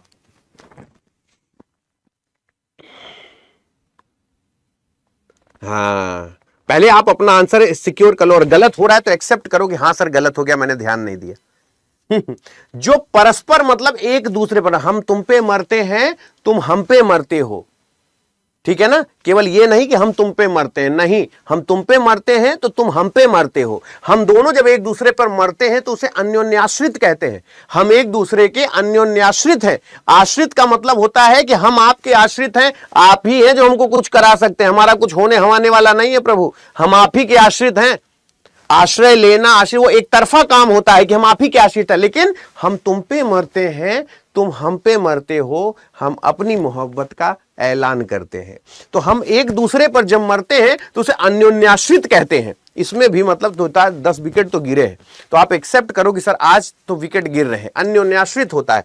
आश्रय मतलब सुरक्षा का स्थान, आश्रित शरण में रहने वाला। अंतिम आश्रय को अंत्योश्रय कहते हैं। जो अंतिम आश्रय होता है कि बस, जैसे प्रेमानंद जी महाराज अंत्योश्रय करते हैं, अब वो वृंदावन से बाहर नहीं जाएंगे, उनका शरीर छूटेगा तो वृंदावन में ही छूटेगा, यानी उनका अंतिम आश्रय है, अंत्योश्रय है। अगर कोई पूछे कि प्रेमानंद जी महाराज का अंत्योश्रय कहां है, तो प्रेमानंद जी महाराज का अंत्योश्रय जो है वो कहां है, वो वृंदावन है ना। तो ये बात याद रखिएगा। तो अब देखो, जैसे ये चीज हम लोग फिर से रिवाइज करेंगे, तो दूसरों में दोष खोज रहा है, छिद्रान्वेषण, जो गांव से संबंधित हो, ग्रामीण, जो धर्म या शास्त्र के विरुद्ध हो, अधर्म, जो राज्य या राजा से विरोध करे, राजद्रोही, किसी मत को मानने वाला मतानुयायी, जो कटु बोलता है वो कटुभाषी होता है। ये बात याद रखिएगा। राधा बहुत सुंदर लड़की है, राधा बहुत सुंदर लड़की है, इसमें विशेषण, क्रिया विशेषण, विशेष या प्रविशेषण, ये क्या होगा, रेखांकित शब्द क्या है। अगली बॉल, लास्ट बॉल है इस ओवर की, इस ओवर की लास्ट बॉल है। देखते हैं इस ओवर में कितने विकेट गिरते हैं मेरे। लास्ट बॉल है, कैच आउट हो जाओगे या क्या होगा, मतलब रन आउट हो गए या कैच आउट हो गए। ये लास्ट, ये इस ओवर की लास्ट बॉल है, यानी छठवां सवाल है, जल्दी से बताओ। वो कह रहा है कि राधा बहुत सुंदर है, क्या खूब दिखती हो, बड़ी सुंदर लगती हो। क्या खूब दिखती हो, बड़ी सुंदर तक तो विशेषण था कि सुंदर लग रही हो, अच्छी लग रही हो, है ना, लेकिन बहुत सुंदर लग रही हो तो यानी विशेषण की भी जो विशेषता बता दे उसे प्रविशेषण कहते हैं। यानी एक आध दो रन आउट हो गए, एक आध दो लड़के रन आउट हो गए। प्रविशेषण मतलब विशेषता की भी जो विशेषता बता दे उसे प्रविशेषण कहा जाता है, ठीक है ना। अजय क्या है, विशेष है। बहुत क्या है, प्रविशेषण है। अच्छा क्या है, विशेषण। जिसकी विशेषता बताई जाए उसे विशेष कहते हैं। जो विशेषता बताई जा रही विशेषण, और विशेषता की भी कोई विशेषता बता रहा हो तो उसे प्रविशेषण कहा जाता है। इसकी फोटो खींच लो। विशेष विशेषण प्रविशेषण में कभी गलत नहीं होगा। तुमको भी नाज होगा कि अगर पीपीटी बने तो अतुल भैया जैसी बने, भले 2-4 साल बाद बने, कम से कम ऐसी पीपीटी पे नाज होगा कि गुरुदेव पीपीटी बने तो ऐसी बने। अब बताओ, इतना तीर वीर खींच के कौन समझाएगा। और क्यों समझा रहा हूं, क्योंकि मेरा बच्चा मेरी क्लास में होमवर्क के भरोसे ना रहे, क्लास में ही सारी चीजें याद हो जाए। और जो 22 जनवरी को मेरी क्लास होगी, 22 जनवरी से जो लोग एप्लीकेशन पे लाइव आएंगे, ऐसी ही सारी पीडीएफ दूंगा, याद रखना। जो कभी बूढ़ा ना हो, जो कभी बूढ़ा ना हो, अगर अमर अजर या मगर, ये तो मतलब पहला एकदम सुरसुरी बॉल चली गई। मतलब ये दूसरे ओवर की पहली बॉल थी, सुरसुरी चली गई। अब इसमें तो बढ़ के छक्का मार दोगे, ये तो आसान सा था। अच्छा, इसमें भी कई लोगों को हम देखते हैं सुरसुरी बॉल पे भी आउट हो जाते हैं। देख रहे हो क्या आंसर कर रहे हैं। वो कह रहा है जो कभी बूढ़ा ना हो, यानी हमेशा जवान बना रहे, वो कौन होगा। जो कभी बूढ़ा ना हो, जो हमेशा जवान बना रहे, वो कौन होगा बताओ। अब ये गलत मत करना। वॉइस मेरी तो सही आ रही होगी, वॉइस तो सही आ रही है, और बढ़ा दें। वॉइस अगर धीमी आ रही है टेंशन मत लो, मैं आजकल टेक्निकल हो गया हूं, ठीक है। चलो, जो कभी बूढ़ा ना हो उसे क्या कहते हैं, अगर अमर अजर या मगर, उसे क्या कहते हैं। तो जो कभी बूढ़ा ना हो उसे हम कहते हैं अजर। जर का मतलब होता है जो चीजें पुरानी हो गई हो, है ना। जर जो होता है उसे कहते हैं जर जोरू जमीन, है ना। तो जर का मतलब होता है वो संपत्ति जो अनादिकाल से चली आ रही हो, जिसके बंटवारे में झगड़ा होता है। सिविल कोर्ट में क्या चलता है, जर जोरू जमीन का केस चलता है। जो सिविल कोर्ट होता है वहां मर्डर का केस, दबंगई का केस नहीं चलता है, वहां जर जोरू जमीन का केस चलता है सिविल कोर्ट में। अब वहां पे क्या होता है, जर का मतलब होता है उस चीज का बंटवारा जो अनादिकाल से, मतलब पुश्तैनी दौलत, मोहरे और जो पुराने पुराने पीतल के बर्तन और ये सब, कहीं बंटवारे में कोई दिक्कत है, कहीं जर का केस, यानी जो जर मतलब पुराना, और जो बूढ़ा ना हो वो अजर होता है। हाँ ठीक है ना, वो अजर होता है। आपको पहले बताओ याद रहेगा कि नहीं, अजर आपने सुना होगा ना, समझ गया ना मैं क्या कह रहा हूं। तो इसीलिए कहते हैं सिविल कोर्ट में जर जोरू जमीन का केस करता है। अब जैसे दुर्गम क्या होता है, जहां पहुंचना कठिन हो। दुर्गम काज जगत के तेते, तो सुनो अनुग्रह तुम्हारे तेते, है ना, वो सुने हो ना, दुर्गम काज जगत के तेते, सुगम अनुग्रह तुम्हारे तेते। अगम क्या होता है, जहां पहुंचा ना जा सके। जहां पहुंच तो आप सकते हैं लेकिन थोड़ा कठिन है पहुंचना, वो दुर्गम है। लेकिन जहां पहुंच ही नहीं सकते, चाहे सर पटक दें आप, कभी नहीं पहुंच सकते, वो अगम है ना। अदम में अलग होता है, जिसमें चौचक बल होता है। अद्भुत अदम ये साहस की परिभाषा है, मिटती हुई मानवता की एक आशा है, शक्तिमान। वो अद्भुत अदम में था। अद्भुत अदम्य साहस, अदम में अगम अलग चीज होता है। अगम वो होता है जहां आप जा ही नहीं सकते, पहुंच ही नहीं सकते, असंभव है आपका पहुंचना। और दुर्गम का मतलब जा सकते हैं लेकिन बहुत कठिन है डगर पनघट की, झटपट भर लाओ जमुना से मटकी। तो बहुत कठिन है तो वो दुर्गम है, जहां पहुंच ही नहीं सकते वो अगम है। दुष्कर मतलब जिसे करना बहुत कठिन हो, अपार मतलब जिसे पार ना हो, अजन्मा मतलब जिसका जन्म ना हुआ हो, ठीक है ना, अजन्मा मतलब जिसका जन्म ना हुआ हो। अब आप कहते सर हमको समझ में नहीं आएगा, हमारी जिम्मेदारी ना रटवाने की, परेशान क्यों होते हो। अब बताओ सबको समझ में आ रहा है ना। अब ये सब तुम्हारे जीवन की चीजें, तुमको लगता है हम अलग से समझा रहे हैं कुछ। अब प फ ब भ म का उच्चारण स्थान क्या है। अब बिना ओठ चिपकाए बोल के दिखाओ, पका पेड़ है या पका पपीता, पके पेड़ को पकड़े पिंकू, पिंकू पकड़े पका पपीता। प प प प प प प प फ ब भ म, बिना ओठ चिपकाए बोले आहा हा हा हा, नहीं बोल पाओगे। आपको प फ ब भ म बोलने के लिए लिप्स चिपकाने ही पड़ेंगे। और मैंने आपको क्या सिखाया था, KTM 2, KTM 2, का से कंठ, टी से तालु, है ना। आपने बोला था ना दंत ओष्ठ, KTM 2। तो प फ ब भ म क्या होता है, ओष्ठ होता है। क्या होता है, ओष्ठ होता है।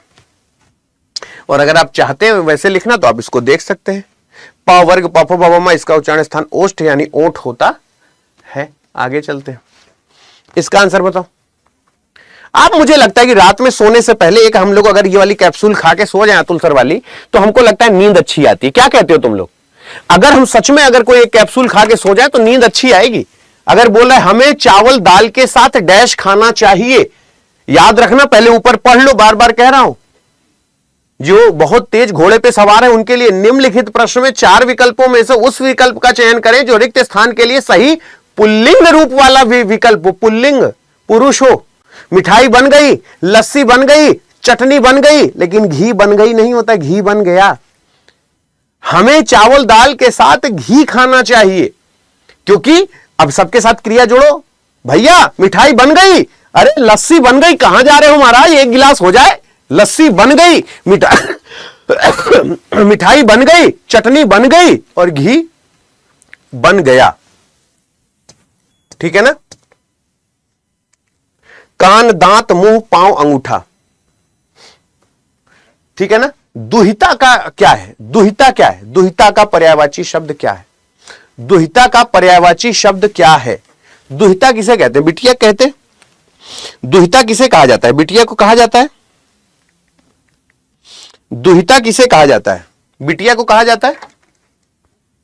पुत्री, जनक, महतारी, तनुज माने होता है लड़का, है ना। और महतारी मतलब मां, जनक माने पापा और दुहिता माने बिटिया, ये सबको पता है, ठीक है ना। ये याद रखना, जैसे सुता, बेटी, दुहिता, आत्मजा, ठीक है ना। कहां चला गया ये, सुता, बेटी, आत्मजा, दुहिता, नंदनी, तनुजा, है कि नहीं, ये चीज याद रखना।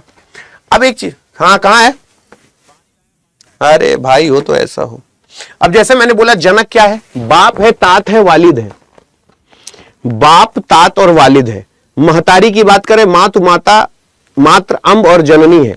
आत्मज की बात करें, तनय, सुत, बेटा, लड़का और तनुज है। आत्मज की बात करें तनय सुत बेटा लड़का तनुज है। महतारी की बात करें मातु माता मात्र अम्ब और जननी है। जनक की बात करें बाप तात और वालिद है। याद रखिएगा। विज्ञान गीता किसकी रचना है? विज्ञान गीता किसकी रचना है?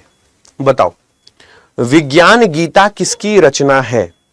केशवदास की, घनानंद की, बिहारी लाल की, रहीम की? अब ये तो तुम्हारे एग्जाम में पूछे, या तो तुम सुनो सुनो सुनो सुनो मेरी बात सुनो, मेरी बात सुनो।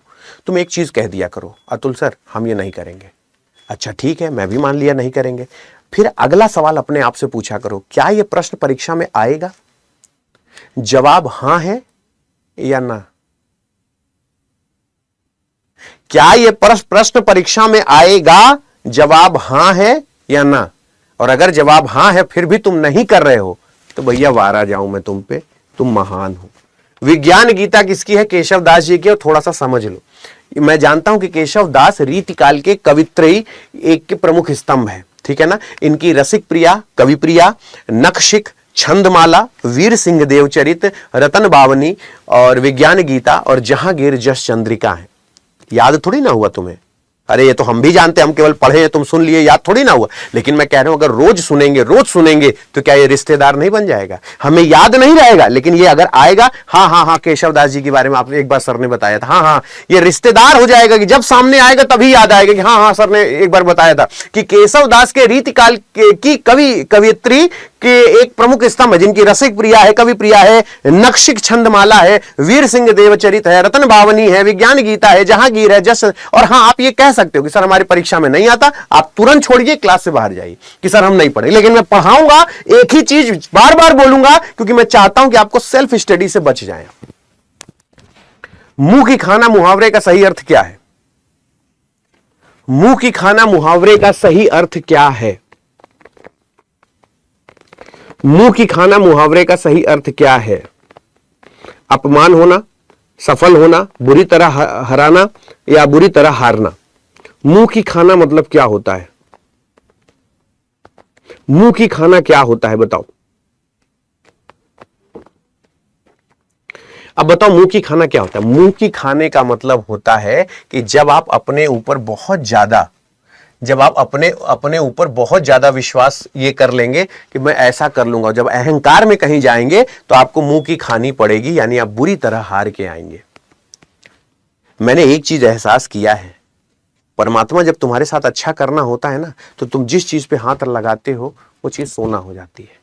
लेकिन अगर जो चीज, इसीलिए कहते हैं जब इंसान का अच्छा समय चल रहा हो तो इंसान को बहुत औकात में रहना चाहिए। मेरे पिताजी हमेशा कहते हैं थोड़ा समय खराब हो, इधर उधर हो जाएगा तो भगवान समझते हैं कि फ्रस्ट्रेट है बेचारा, इधर उधर कर गया। लेकिन जब समय अच्छा चल रहा हो तो बहुत औकात में रहना चाहिए, क्योंकि उस समय की गई गलती का एहसास नहीं होता इंसान को। फिर जब वो मुंह की खाता है ना तो उसे एहसास होता है, जब उसे मुंह की खाता है ना तो उसे एहसास होता है कि नहीं यार मुझे ऐसा नहीं करना चाहिए था। और यही जीवन के लेसन होते हैं बेटा। जब भगवान तुम्हारे चारों तरफ से तुम्हारे पर आशीर्वाद बनाए तो खूब औकात में रहो, खूब बड़ों का सम्मान करो, खूब एक दूसरे की इज्जत करो, क्योंकि उस समय की गई गलती का एहसास नहीं होता है। कोई दिक्कत नहीं, आओ बैठो 2 मिनट। हार भय हाँ ठीक ठीक। टांग तले निकालना, टांग तले निकालना, हार मनवाना, दांत खट्टे करना, हरा देना, नीचा दिखाना, हराना, पांव उखाड़ना, मुंह की खाना, ये हार और भय से संबंधित ये है मेरी। मैं बार बार कह रहा हूं 22 जनवरी वाला मैं सबसे कह रहा था कि ये वाली बुक ऑर्डर कर लेना। मैं आपसे कह रहा हूं इस बुक को, ये बुक ऑर्डर जाएगी 99 रुपए की किताब, याद आई? इसी के साथ मेरा लाइव बैच फ्री है, उसका कोई पैसा नहीं देना, 35 घंटे पढ़ाऊंगा, याद रखना। उसमें आ जरूर जाना। अगर ऐसी नोट्स दिखाऊंगा तुम कहोगे पहली बार हिंदी की इतनी ज्यादा क्रिएटिव नोट्स मैंने कहीं देखी है। और लाइफ में यही सोच लेना कि 99 रुपए में, एक बार मैं नीचे डिस्क्रिप्शन बॉक्स लगाया ना, उसमें सबसे ऊपर लिंक लगी है अतुल सर हिंदी बुक, वो 99 रुपए की है, सिर्फ उसको परचेस कर लेना। 22 जनवरी का जो बैच है ना, तुम कह दोगे कि सर क्या पीपीटी पे आप मेहनत करते हो, मतलब कुछ करना ही नहीं अतुल सर की पीपीटी केवल नेक्स्ट कर दो, तुमको सब समझ में आ जाएगी।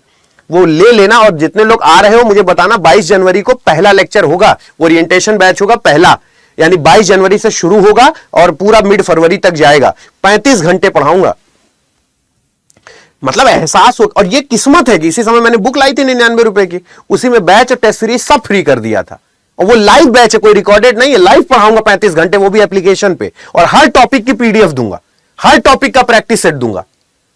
तो ये याद रखना, 99 रुपए हंसी मजाक में खर्च कर देना। 12 बरस पीछे घूरे के भी दिन फिरते, 2 बार बताया है, अब इस बार गलत मत करना, अब ये गलत मत करना। 12 बरस बीते यानी एक ना एक दिन अच्छा दिन आ ही जाता है। घूर समझते हो? घूर क्या होता है? पहले तुम मतलब समझो, हे करके आंसर हो गया, चलो आगे चले। घूर क्या होता है? जहां सारी भैंसें गोबर करती हैं तो गांव के किनारे एक जगह होती है जहां हमेशा सारा गोबर फेंका जाता है, रोज फेंका जाता है, रोज उसका अपमान होता है, गोबर गोबर गोबर गोबर। लेकिन जब जिस दिन खेत में खाद डालने की जरूरत होती है तो उसी घूरे को इकट्ठा करते हैं कि खेत में फैलाने के लिए, तब पता चलता है 40 रुपया किलो मिल रहा है वो खाद जो आजकल लोग घर में गमले में डालते हैं। तो वो कहते हैं कि 12 बरस पीछे घूरे के भी दिन फिरते हैं। एक समय आता है जब उसके भी दिन फिरते हैं। बिंद गया सो मोती, रह गया सो सीप। जो वस्तु काम आ जाए वही अच्छी है। बाप भला ना भैया, सबसे भला रुपया, सभी जानते हो। बाप से बैर, पूत से सगाई। पिता से दुश्मनी, पुत्र से लगाव नहीं रखते। बाप से बैर करे और पूत से सगाई, ऐसा नहीं हो सकता। ठीक है ना। भरी मुट्ठी 1.25 लाख की, यानी भेद खुलने पर इज्जत बनी रहती। ठीक है ना। अब सीधी उंगली से घी नहीं निकलता, यानी सीधेपन से काम नहीं चलता। बकरे की मां कब तक खैर मनाएगी? पूत के पांव पालने में पहचाने जाते, बचपन में ही वो गुण दिखाई दे देते हैं कि लड़का कैसा है। ठीक है ना। ये चीजें मैं आपसे कहता हूं आप किया करो, 1 घंटे की तो बात है, इसको जरूर सुना करो। अब देखो क्या है, दिए गए वाक्य में उचित पर्यायवाची शब्द का चयन करके रिक्त स्थान की पूर्ति करो। चारों बहनों की प्रॉपर्टी में डैश भागीदारी है, गिरावट, वारण, हिस्सेदारी या अमीरी। अब ये तो गलत मत ही करना मेरे भाई, अगर मैं गलत नहीं हूं तो इसे तो गलत मत ही करना। अरे बाप रे बाप, इतना गर्म ले आया, गिलास पिघल गया। इसका आंसर बताओ। 4 बहनों की प्रॉपर्टी में डैश भागीदारी है, गिरावट, वारण, हिस्सेदारी या अमीरी। तो ये याद रखना कि चारों बहनों की प्रॉपर्टी में हिस्सेदारी है। ये तो आसान हो गया। आगे चलते। अधर्म, पाप, अनाचार, अनीत, अन्याय, अपकर्म, जुल्म, उपदेश, ऋषभ। ऋषभ याद रखना बैल को कहते हैं, सभी जानते हो। ठीक है ना। किरण है, खड़ग है, तलवार को करवाल, कृपाण, चंद्रहास। मैंने आपसे बोला तलवार, धनुष और तीर है ना। चाकू वाकू नहीं पूछता है, तलवार, धनुष और तीर आपसे पूछा जाएगा। तो जब भी तलवार दिख जाए तो उसको एक बार रिवाइज जरूर कर लेना। करवाल, कृपाण, चंद्रहास, शमशीर, तलवार, क्या क्या बोला मैंने? तलवार, धनुष और तीर। इन 3 चीजों को जरूर याद रखना एग्जाम में। तुम अपनी रोजी की चिंता करो, तुम अपनी रोजी की चिंता करो। रोजी कोई लड़की नहीं, वो रोजा गाना सुने, रोजा जाने मन तू दिल की धड़कन, वो रोजा था। रोजी का मतलब होता है रोजी रोटी, भोजन वोजन, रोजगार की चिंता करो। रोजगार को हाफ में रोजी कहा जाता है। रोजा नाम की एक वो पुरानी एक साउथ की मूवी थी जिसमें रोजा जाने मन तू दिल की धड़कन गाना था वो। तो तुम अपनी रोजी की चिंता करो। संबंध है, कारण है, कर्ता कारक है या अधिकरण कारक है? अच्छा मैं चुप हूं, चलो मेरे को आंसर बता दो। मुझे तो आंसर से मतलब है, मैं क्यों बोलूं? जितने लोगों को लगता है तो मुझे बताओ इसका आंसर क्या होना चाहिए। खुश रहो भैया, खुश रहो, खुश रहो।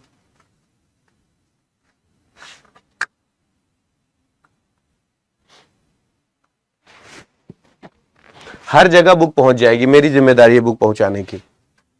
बस वहां पिन कोड डालो, अगर आगे एड्रेस आगे जा रहा है, एड्रेस को डिनाई नहीं कर रहा है तो बुक में पहुंचवा दूंगा। वो याद रखना, संबंध बता रहा है, अपनी रोजी की चिंता करो। ये क्या है? संबंध बता रहा है। जिनका गलत हो गया सॉरी बोल दो। संबंध कारक होता है जैसे का, की, के, प्रत्यय के रूप में रारी, रे या नाने, नी, ये होता है। और संबंध कारक ये याद रखना, जब आप कारक चिन्ह पढ़ोगे तो मैं उसको डिटेल में पढ़ाऊंगा। मैं अभी लाइव बैच जब लूंगा एप्लीकेशन पे तो पूरा कारक चिन्ह अलग से पढ़ाऊंगा। प्रद्युमन का शुद्ध वर्तनी क्या है? तुम्हारे घर में प्रद्युमन मामा है? प्रद्युमन शुक्ला, प्रद्युमन तिवारी, प्रद्युमन सिंह, प्रद्युमन यादव, प्रद्युमन अग्निहोत्री, प्रद्युमन दीक्षित, प्रद्युमन श्रीवास्तव, प्रद्युमन, है ना, ये सब होगा। प्रद्युमन नाम के तुम्हारे मामा मौसा घर प्रद्युमन, उन नाम लिखते प्रद्युमन लिखते हैं। प्रद्युमन प्रद्युमन कहते हैं कि प्रद्युमन कहते हैं? क्या होता है प्रद्युमन, कैसे लिखा जाता है? भैया खुश रहो। जिन्होंने सॉरी बोलना सीख लिया ना, उनको एहसास हो जाता है कि नहीं सर मेरी जल्दबाजी के चक्कर में गलत हुआ है, इतना कठिन नहीं था, इतना कठिन नहीं था। तो फिर उसका मजा ही कुछ और है। सोचो प्रद्युमन शब्द में शुद्ध वर्तनी क्या है? तो प्रद्युमन शब्द की शुद्ध वर्तनी क्या है ये याद रखना। वहां प्रद्युमन होता है, द्यू द्यू द्यू द्यू, प्रद्युमन, प्रद्युमन, उसे द्यू कहते हैं, प्रद्युमन कहते हैं। ठीक है ना। और प्रद्युमन शब्द की वर्तनी शुद्ध है, प्रद्युमन होता है। इसका अर्थ होता है कामदेव, प्रेम के देवता, कृष्ण या रुक्मणी का बेटा। प्रद्युमन जो है वो रुक्मणी का बेटा था, कृष्ण कामदेव। अब देखो प्रद्युमन का मतलब भी समझ में आ गया। अब इससे जाता छान घोट के कहां पढ़ोगे, हमको ये बताओ। आपको पूरा मसाला मिल रहा है कि नहीं? कौन सी भाषा संस्कृत भाषा की अपभ्रंश है? ब्रज भाषा, पाली, खड़ी बोली या प्राकृत? भाषा संस्कृत भाषा की अपभ्रंश है। निम्न में से कौन सी भाषा संस्कृत भाषा की अपभ्रंश है? बताओ, इसमें से कौन सी भाषा संस्कृत भाषा की अपभ्रंश है? कौन सी भाषा संस्कृत भाषा की अपभ्रंश है? तो ये याद रख। अरे यार,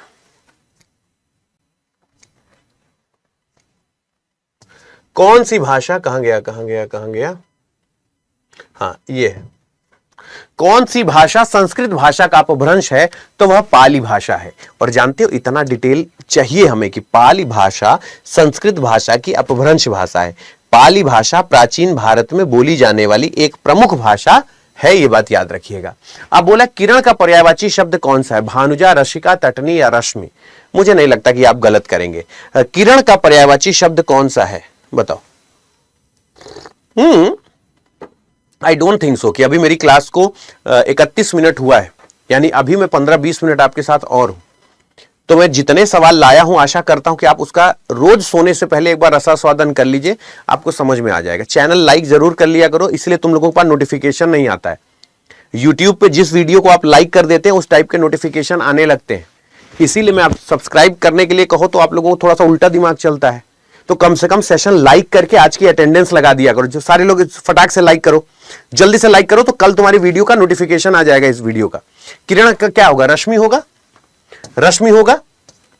और ये सबको पता है, किरण को रश्मि, अंशु, मयूख, मरीच, प्रभा, ज्योति, दीप्ति, कर और अर्च कहते हैं।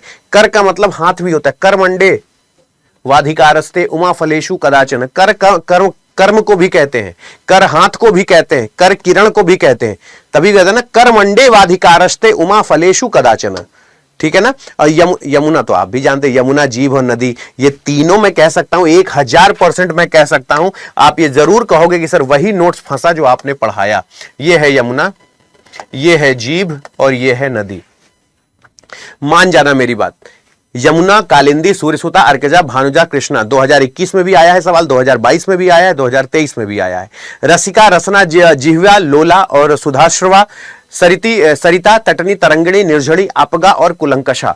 ये याद रखिएगा, ये आपके परीक्षा में पूछा जाता है।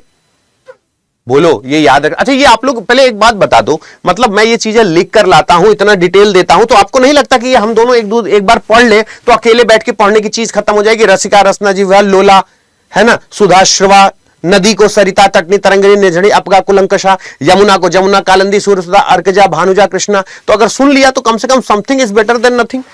छह ध्वनि का उच्चारण स्थान क्या है? अकु, विसर्जनीय, नाम कंठ, इच, वसा, नाम तालु। आपको मैंने बताया है, आपको क्या बोला है? KTM2। मैंने याद करो, मैंने आपको क्या सिखाया है? KTM2। के से क्या हो गया? कंठ हो गया। टी से क्या हो गया? तालु हो गया। मां से क्या हो गया? मूर्धा हो गया। द से क्या हो गया? दंत हो गया। ओ से क्या हो गया? ओष्ठ हो गया। कंठ क्या हो गया? अब ये याद रखना क्या होगा?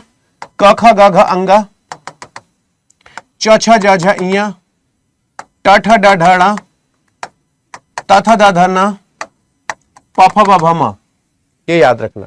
तो अगर मैं कहूं च की बात करूं तो च छ ज झ इया क्या हो गया? तालु हो गया। ये बात याद रखना। तो क्या हो जाएगा? तालव्य हो जाएगा। ठीक है। तो मैंने आपको बताया था कि अकु, विसर्जनीय, नाम कंठ, इचसा, नाम तालु, लित्रसा, नाम दंत, उपपद्मानीय, नाम ओष्ठो। तो आपको इतना संस्कृत याद करने की जरूरत नहीं। KTM2 पापा, KTM2। अनाड़ी का तत्सम रूप कौन सा है? अनार, अन्यत, अट्टालिका या अन्यत्र? अनाड़ी का, मैं अनाड़ी तू खिलाड़ी, बताओ अनाड़ी का क्या होगा? अनाड़ी का आ जाए समझ में तो मुझे बताना कि मेरा कहना सही है या गलत। आप उसे सोच पा रहे हो, समझ पा रहे हो, या केवल हंसी मजाक चल रहा है? आप एक बात बताओ, इसका आंसर बताओ क्या होगा? तो ये याद रखना, उसे हम क्या कहते हैं? अन्यर्य कहते हैं। अनार्य, सॉरी, अनार्य कहते हैं। अन्यत मतलब? अट्टालिका मतलब? हमारी अटरिया पे आ जा रे संवरिया, देखा देखी तनिक हो जाए। हमारी अटरिया पे, अटरिया मतलब होता है छत, अन्यत्र मतलब यहां नहीं कहीं और, अन्यत्र चलो, यहां पर खाना सही नहीं है, यहां पर शाही पनीर अच्छा नहीं देता, अन्यत्र कहीं चलो। अट्टालिका मतलब हमारी अटरिया पे आ जा रे संवरिया, देखा देखी तनिक हो जाए, अट्टालिका उसे कहते हैं। तो ये चीजें आप खुद जानोगे। अन्यत्र होता है, ठीक है ना, अट्टालिका यानी अटारी होता है, अटारी यानी छत होता है जिसे कहते हैं। यद्यपि शब्द में कौन सी संधि प्रयुक्त है, ये तुम्हारे एग्जाम में पूछता है। और स्वर संधि आपको पता है, दीर्घ संधि, गुण संधि, यण संधि, वृद्धि संधि, आयादि संधि, ये स्वर संधि के उदाहरण है। व्यंजन संधि और विसर्ग संधि आपके परीक्षा में पूछी जाती है। और संधि मैंने आपको बहुत रटवाई, जिसको संधि में दिक्कत है एक बार अतुल अवस्थी, संधि बाय अतुल अवस्थी सर्च कर लेना। अच्छा, सबको समझ में आ रहा है जो मैं पढ़ा रहा हूं? किसी को बाउंस तो नहीं करता है? बताओ, हिंदी से तुम लोग कनेक्ट हो पाते हो ना? अब जैसे बोला कि यद्यपि क्या है, यद्यपि कौन सी संधि है, तो ये यण संधि है, जिसका संस्कृत में सूत्र होता है इको यणचि। इसका सूत्र क्या होता है संस्कृत में? इको यणचि। अब जरा समझना कि य र ल व के साथ अगर कोई अधूरा अक्षर आता है तो वहां पर क्या होता है? यण संधि पुष्ट होती है। अति आवश्यक, अत्यावश्यक, अनुइति, अन्विति, मात्र धन आनंद, मात्रानंद, नदी धन अर्पण, नद्यार्पण, सुधन आगत, स्वागत, पितृधन आदेश, पित्रादेश, ठीक है ना। अधिकतर भारतीय भाषाओं का विकास किस लिपि से हुआ है? अधिकतर भारतीय भाषाओं का विकास किस लिपि से हुआ है? जल्दी से बताओ। अधिकतर भारतीय भाषाओं का विकास, अब मैं तो कुछ बोलना तो भैया, ब्राह्मी है, खरोष्ठी है, कुटिल लिपि है, शारदा लिपि, ये तो आप मुझसे अच्छा जानते होंगे, मैं क्या ही बताऊं। मेरे ख्याल से 100% लोग सही जवाब देंगे। और अगर ये सवाल नहीं आ रहे हैं तो यूपी पुलिस एसआई बाय 2 दिसंबर 2021 शिफ्ट 3 का सवाल है। या तो ये कह दो कि सर हम इसको अवॉइड करेंगे, फिर एग्जाम में तुम जानो, तुम्हारा काम जाने। मुझे इतना बता दो, अधिकतर भारतीय भाषाओं का विकास किस लिपि में हुआ है? यूपीएसआई 2 दिसंबर 2021 शिफ्ट 3 का पेपर है, फटाक से बताओ। नमस्ते कर ले, मामला गड़बड़ा है। याद रखना ब्राह्मी लिपि से। अब एक चीज ये याद रखिएगा, ब्राह्मी लिपि भारत की प्राचीनतम लिपियों में से एक है, ठीक है ना, जरा समझना, ठीक है ना, यहां पर समझना। ब्राह्मी लिपि भारत की प्राचीनतम लिपियों में से एक है। यह लगभग 3री शताब्दी ईसा पूर्व में विकसित हुई, ठीक। आजा भैया नीचे तो। और इसे भारतीय उपमहाद्वीपों के कई आधुनिक लिपियों का जनक माना जाता है, जिसमें देवनागरी भी शामिल है। ब्राह्मी लिपि बाएं से दाएं लिखी जाती है और इसका उपयोग अशोक के शिलालेखों में भी किया गया है, ठीक है, याद रखिएगा। विभाषा किसे कहते हैं? विभाषा किसे कहते हैं? खड़ी बोली हिंदी को, हिंदी क्षेत्र की प्रमुख बोलियों को, हिंदी क्षेत्र की शेष बोलियों को, या इनमें से कोई नहीं? विभाषा किसे कहते हैं? विभाषा किसे कहते हैं? बताओ, विभाषा किसे कहते हैं? तो एक चीज याद रखना है, विभाषा जो है हिंदी क्षेत्र की प्रमुख बोलियों को विभाषा के क्षेत्र में रखा गया है। विभाषा मतलब हिंदी के क्षेत्र की प्रमुख बोलियां, जैसे ब्रज भाषा है, अवधी है, खड़ी बोली है, भोजपुरी व मैथिली है, और बोली हिंदी क्षेत्र की शेष बोलियां हैं। बोली का विकास विभाषा में और विभाषा का विकास भाषा में होता है। यानी जो बोली है ना, बोली मतलब जो हमारे समाज में, हमारे क्षेत्र में बोली जाती है, बोली, और बोली का विकास पहले विभाषा में होता है और विभाषा का विकास फिर भाषा में होता है। विभाषा हिंदी क्षेत्र की प्रमुख बोलियां ब्रजभाषा, अवधी, खड़ी बोली, भोजपुरी और मैथिली है, और बोली हिंदी क्षेत्र की शेष बोलियां हैं। सहमत हो? तो मुझे ऐसा लगता है कि आपको ये जरूर सुनना चाहिए, क्योंकि इस तरीके के सवाल आपके एग्जाम में पूछे जाते हैं। या तो निर्णय ले लिया करो, पृथ्वीराज रासो हिंदी साहित्य के किस काल में लिखा गया? पृथ्वीराज रासो हिंदी साहित्य के किस काल में लिखा गया? पृथ्वीराज रासो हिंदी साहित्य के किस काल में लिखा गया? अब ये सोचो, अगर ये तुम एग्जाम में हो, तुम्हारे एग्जाम में आया है, और ये जजमेंट जरूर करना चाहिए। अतुल सर जो सवाल करा रहे हैं, क्या मेरी परीक्षा में आएगा? और अगर जवाब हां में है तो हमें क्यों नहीं करना चाहिए, हमें डिटेल क्यों नहीं सुनना चाहिए? और सोचो सोने से पहले, धन्यवाद है कोरोना को कि घर में लेटे लेटे तुम आनंद ले रहे हो क्लास का। हां, पृथ्वीराज रासो हिंदी साहित्य के, याद रखना, आदिकाल में लिखा गया, ठीक है। पृथ्वीराज रासो 68 छंदों का प्रयोग किया गया है। पृथ्वीराज रासो में 68 छंदों का प्रयोग किया गया है, और पृथ्वीराज रासो को चंद बरदाई के पुत्र जलहन ने पूर्ण किया था, ठीक है ना। अगर ये सवाल बनता है कि पृथ्वीराज रासो को किसने पूर्ण किया था, तो पृथ्वीराज रासो को चंद बरदाई के पुत्र जलहन ने पूर्ण किया था, याद रखिएगा। आगे अगर बात करें भक्ति काल क्या है, इस काल की समय सीमा विद्वानों द्वारा संवत 1375 से 1700 तक माना जाता है। जॉर्ज ग्रियर्सन ने भक्ति काल को हिंदी साहित्य का स्वर्ण युग कहा था। डॉक्टर रामविलास शर्मा ने भक्ति काल को लोक जागरण काल के नाम से पुकारा है। रीतिकाल की बात करें तो आचार्य विश्वनाथ प्रसाद मिश्र ने रीतिकाल को श्रृंगार काल कहा है और रीतिकाल का नामकरण विभिन्न विद्वानों के अनुसार अलग अलग है। रीतिकाव्य जॉर्ज ग्रियर्सन के द्वारा, अलंकृत काल वृषबंधु द्वारा, रीतिकाल रामचंद्र शुक्ल द्वारा और कला काल जो है वो डॉक्टर राम शंकर शुक्ल यानी रसाल के द्वारा। ठीक है ना। अब ये चीजें मुझे ऐसा लगता है कि आप लोगों को इतनी डिटेल अगर सुननी चाहिए। तुम्हें तो किसी से लगाव ही नहीं है, रेखांकित भाग के लिए एक सार्थक शब्द ज्ञात कीजिए। तुम्हें तो किसी से लगाव ही नहीं है, निर्लिप्त, विरक्त, लिप्स या अलगाववादी। हाँ, बाहर हो क्या? चल ठीक है, कोई ना, ओके। तुम्हें तो किसी से लगाव ही नहीं, निर्लिप्त है, विरक्ति है, लिप्स है या अलगाववादी है। तो ये याद रखना कि जब हम कहते हैं ना कि जब को किसी से लगाव ही नहीं होता है, उसे इस दुनिया वालों में किसी से लगाव नहीं, वो परमात्मा में है, तो वो लिप्त होना चाहता है, निर्लिप्त होना चाहता है, विरक्त। अब तुम गलत कर रहे हो, अलगाववादी है, तुम गलत कर रहे हो, मान जाओ मेरी बात। यदि तुम हिंदी में इतने होशियार हो, तुम्हारा गलत नहीं होगा। ये 22 फरवरी शिफ्ट 2024 शिफ्ट 1 का पेपर हो, इतनी जल्दी मैं आंसर दूंगा नहीं।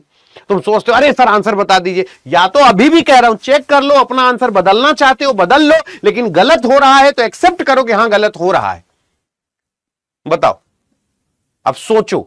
और तुम कहते हो तुम्हारी हिंदी अच्छी है, ये याद रखना, उसे हम निर्लिप्त कहते हैं, जो किसी भी चीज में लिप्त नहीं होता है, किसी चीज में उसको लगाव नहीं होता है। अब ये बताओ, ये क्या ये बात सही है? अब अगर मैं आपसे कहूं कि किसी वस्तु में विशेष रुचि ना रहना, उसे विरक्ति कहते हैं। जिसे अर्थ धन की लिप्सा ना हो, लालसा ना हो, उसे लिप्सु कहते हैं। और जो लोग देश से अलग होकर एक स्वतंत्र राष्ट्र की मांग रखते हैं, वो अलगाववादी संगठन के लोग होते हैं। अब तुम सोचो, पहली बॉल यॉर्कर फेंकी है और पहली बॉल पे तीनों स्टंप ऐसे चिथड़ा हुए हैं, ऐसे दूर दूर गिरे हैं कि तुम खुद को चाहे जितना होशियार समझो, पहला सवाल सबका गलत है। एक सिंगल इंसान ने सही जवाब नहीं दिया है। यानी जो तुम्हें किसी से लगाव नहीं होता है, वो निर्लिप्त होता है। लिप्त का मतलब किसी चीज से चिपके हुए है ना, लिप्त रहना, उसी चीज में उसी में गुम हो जाना। निर्लिप्त का मतलब होता है अलग होना। मैं इसलिए कहता हूं कि रात में मेरे पास जरूर आ जाया करो। यानी किसी वस्तु से विशेष रुचि ना रह जाना विरक्ति होता है। क्योंकि तुम्हारे मन में आता है ना कि विरक्ति का मतलब समझाइए, लिप्सु का मतलब समझाइए, अलगाववादी का मतलब समझाइए। तो जिसे अर्थ या धन की लिप्सा या लालसा नहीं होती है, उसे लिप्सु कहते हैं। जो लोग देश से अलग होकर एक स्वतंत्र राष्ट्र की मांग रखते हैं, उसे हम क्या कहते हैं? अलगाववादी कहते हैं। अब फिर से बताओ, इतने वाक्यांशों के, अभी पहले ही सवाल पर हूं, और इतने वाक्यांशों के लिए एक शब्द चलो और रिवाइज कर लेते हैं। तो बताओ शाम अच्छी जाएगी कि नहीं? कि जिसका स्पर्श करना वर्जित हो, अप्रश्य होता है, अस्पृश्य होता है। अस्पृश्य का मतलब होता है जिसको स्पर्श करना वर्जित हो। ऊपर की ओर बढ़ती हुई सांस को ऊर्ध्वश्वास कहते हैं। ऊर्ध्वपातन सब्लिमेशन पढ़े हो ना, कि जब कोई कपूर सीधे हवा में बदल जाता है तो ऊर्ध्वपातन कहते हैं। तो ऊर्ध्वश्वास का मतलब जो ऊपर की ओर सांस चलती है, जो बहुत समय तक ठहर सके उसे चिरस्थायी कहते हैं। जो जल से उत्पन्न होता है वो जलज होता है। जो किसी भी गुट से नहीं होता उसे तटस्थ होता है। जो ईश्वर को मानता है आस्तिक है। और जो जंगल में लगने वाली आग को दावानल कहते हैं। और जिसका दमन न किया जा सके अदम्य होता है। तभी मैं उस दिन आपको सिखा रहा था, अद्भुत अदम्य साहस की परिभाषा है, मिटती हुई मानवता की एक आशा है, शक्तिमान, है ना। तो जिसका दमन नहीं किया जा सकता वो अदम्य होता है, जिसका दमन नहीं हो सकता। अब ये बताओ, ये पहले सवाल का डिटेल और पहले सवाल को बताओ एकदम चाट पोंछ के खत्म कर दिया कि नहीं? जो आंसर था निर्लिप्त वो पता चल गया, विरक्त क्या होता है, लिप्सु क्या होता है, अलगाववादी क्या होता है वो पता चल गया। और 2, 2, 4, 2, 6, 2, 8, 10 हम लोग वाक्यांशों के लिए एक शब्द पढ़ लिए। अब जाके पहला सवाल संपन्न हुआ। ऐसे मैं 25 सवाल आपको बताना चाहता हूं। इसलिए मैं आपसे कहता हूं कि सोने से पहले ये डोज जरूर ले लिया करो। अगला फिर से, आज तुम लोग, आज उसकी ग्रीवा में काफी दर्द है। ग्रीवा मुंह होता है, गर्दन, गला या पैर। अब मैं फिर से आपको बता दूं, मैं आपको फिर से बता दूं। बोले गुरुजी हम परेशान सिर्फ सीता गीता में हैं। श्रीदेवी की, वो माधुरी दीक्षित, श्रीदेवी की एक मूवी आई थी सीता और गीता। बोले सर गर्दन और गला, अब बताइए हम कहां चले जाएं?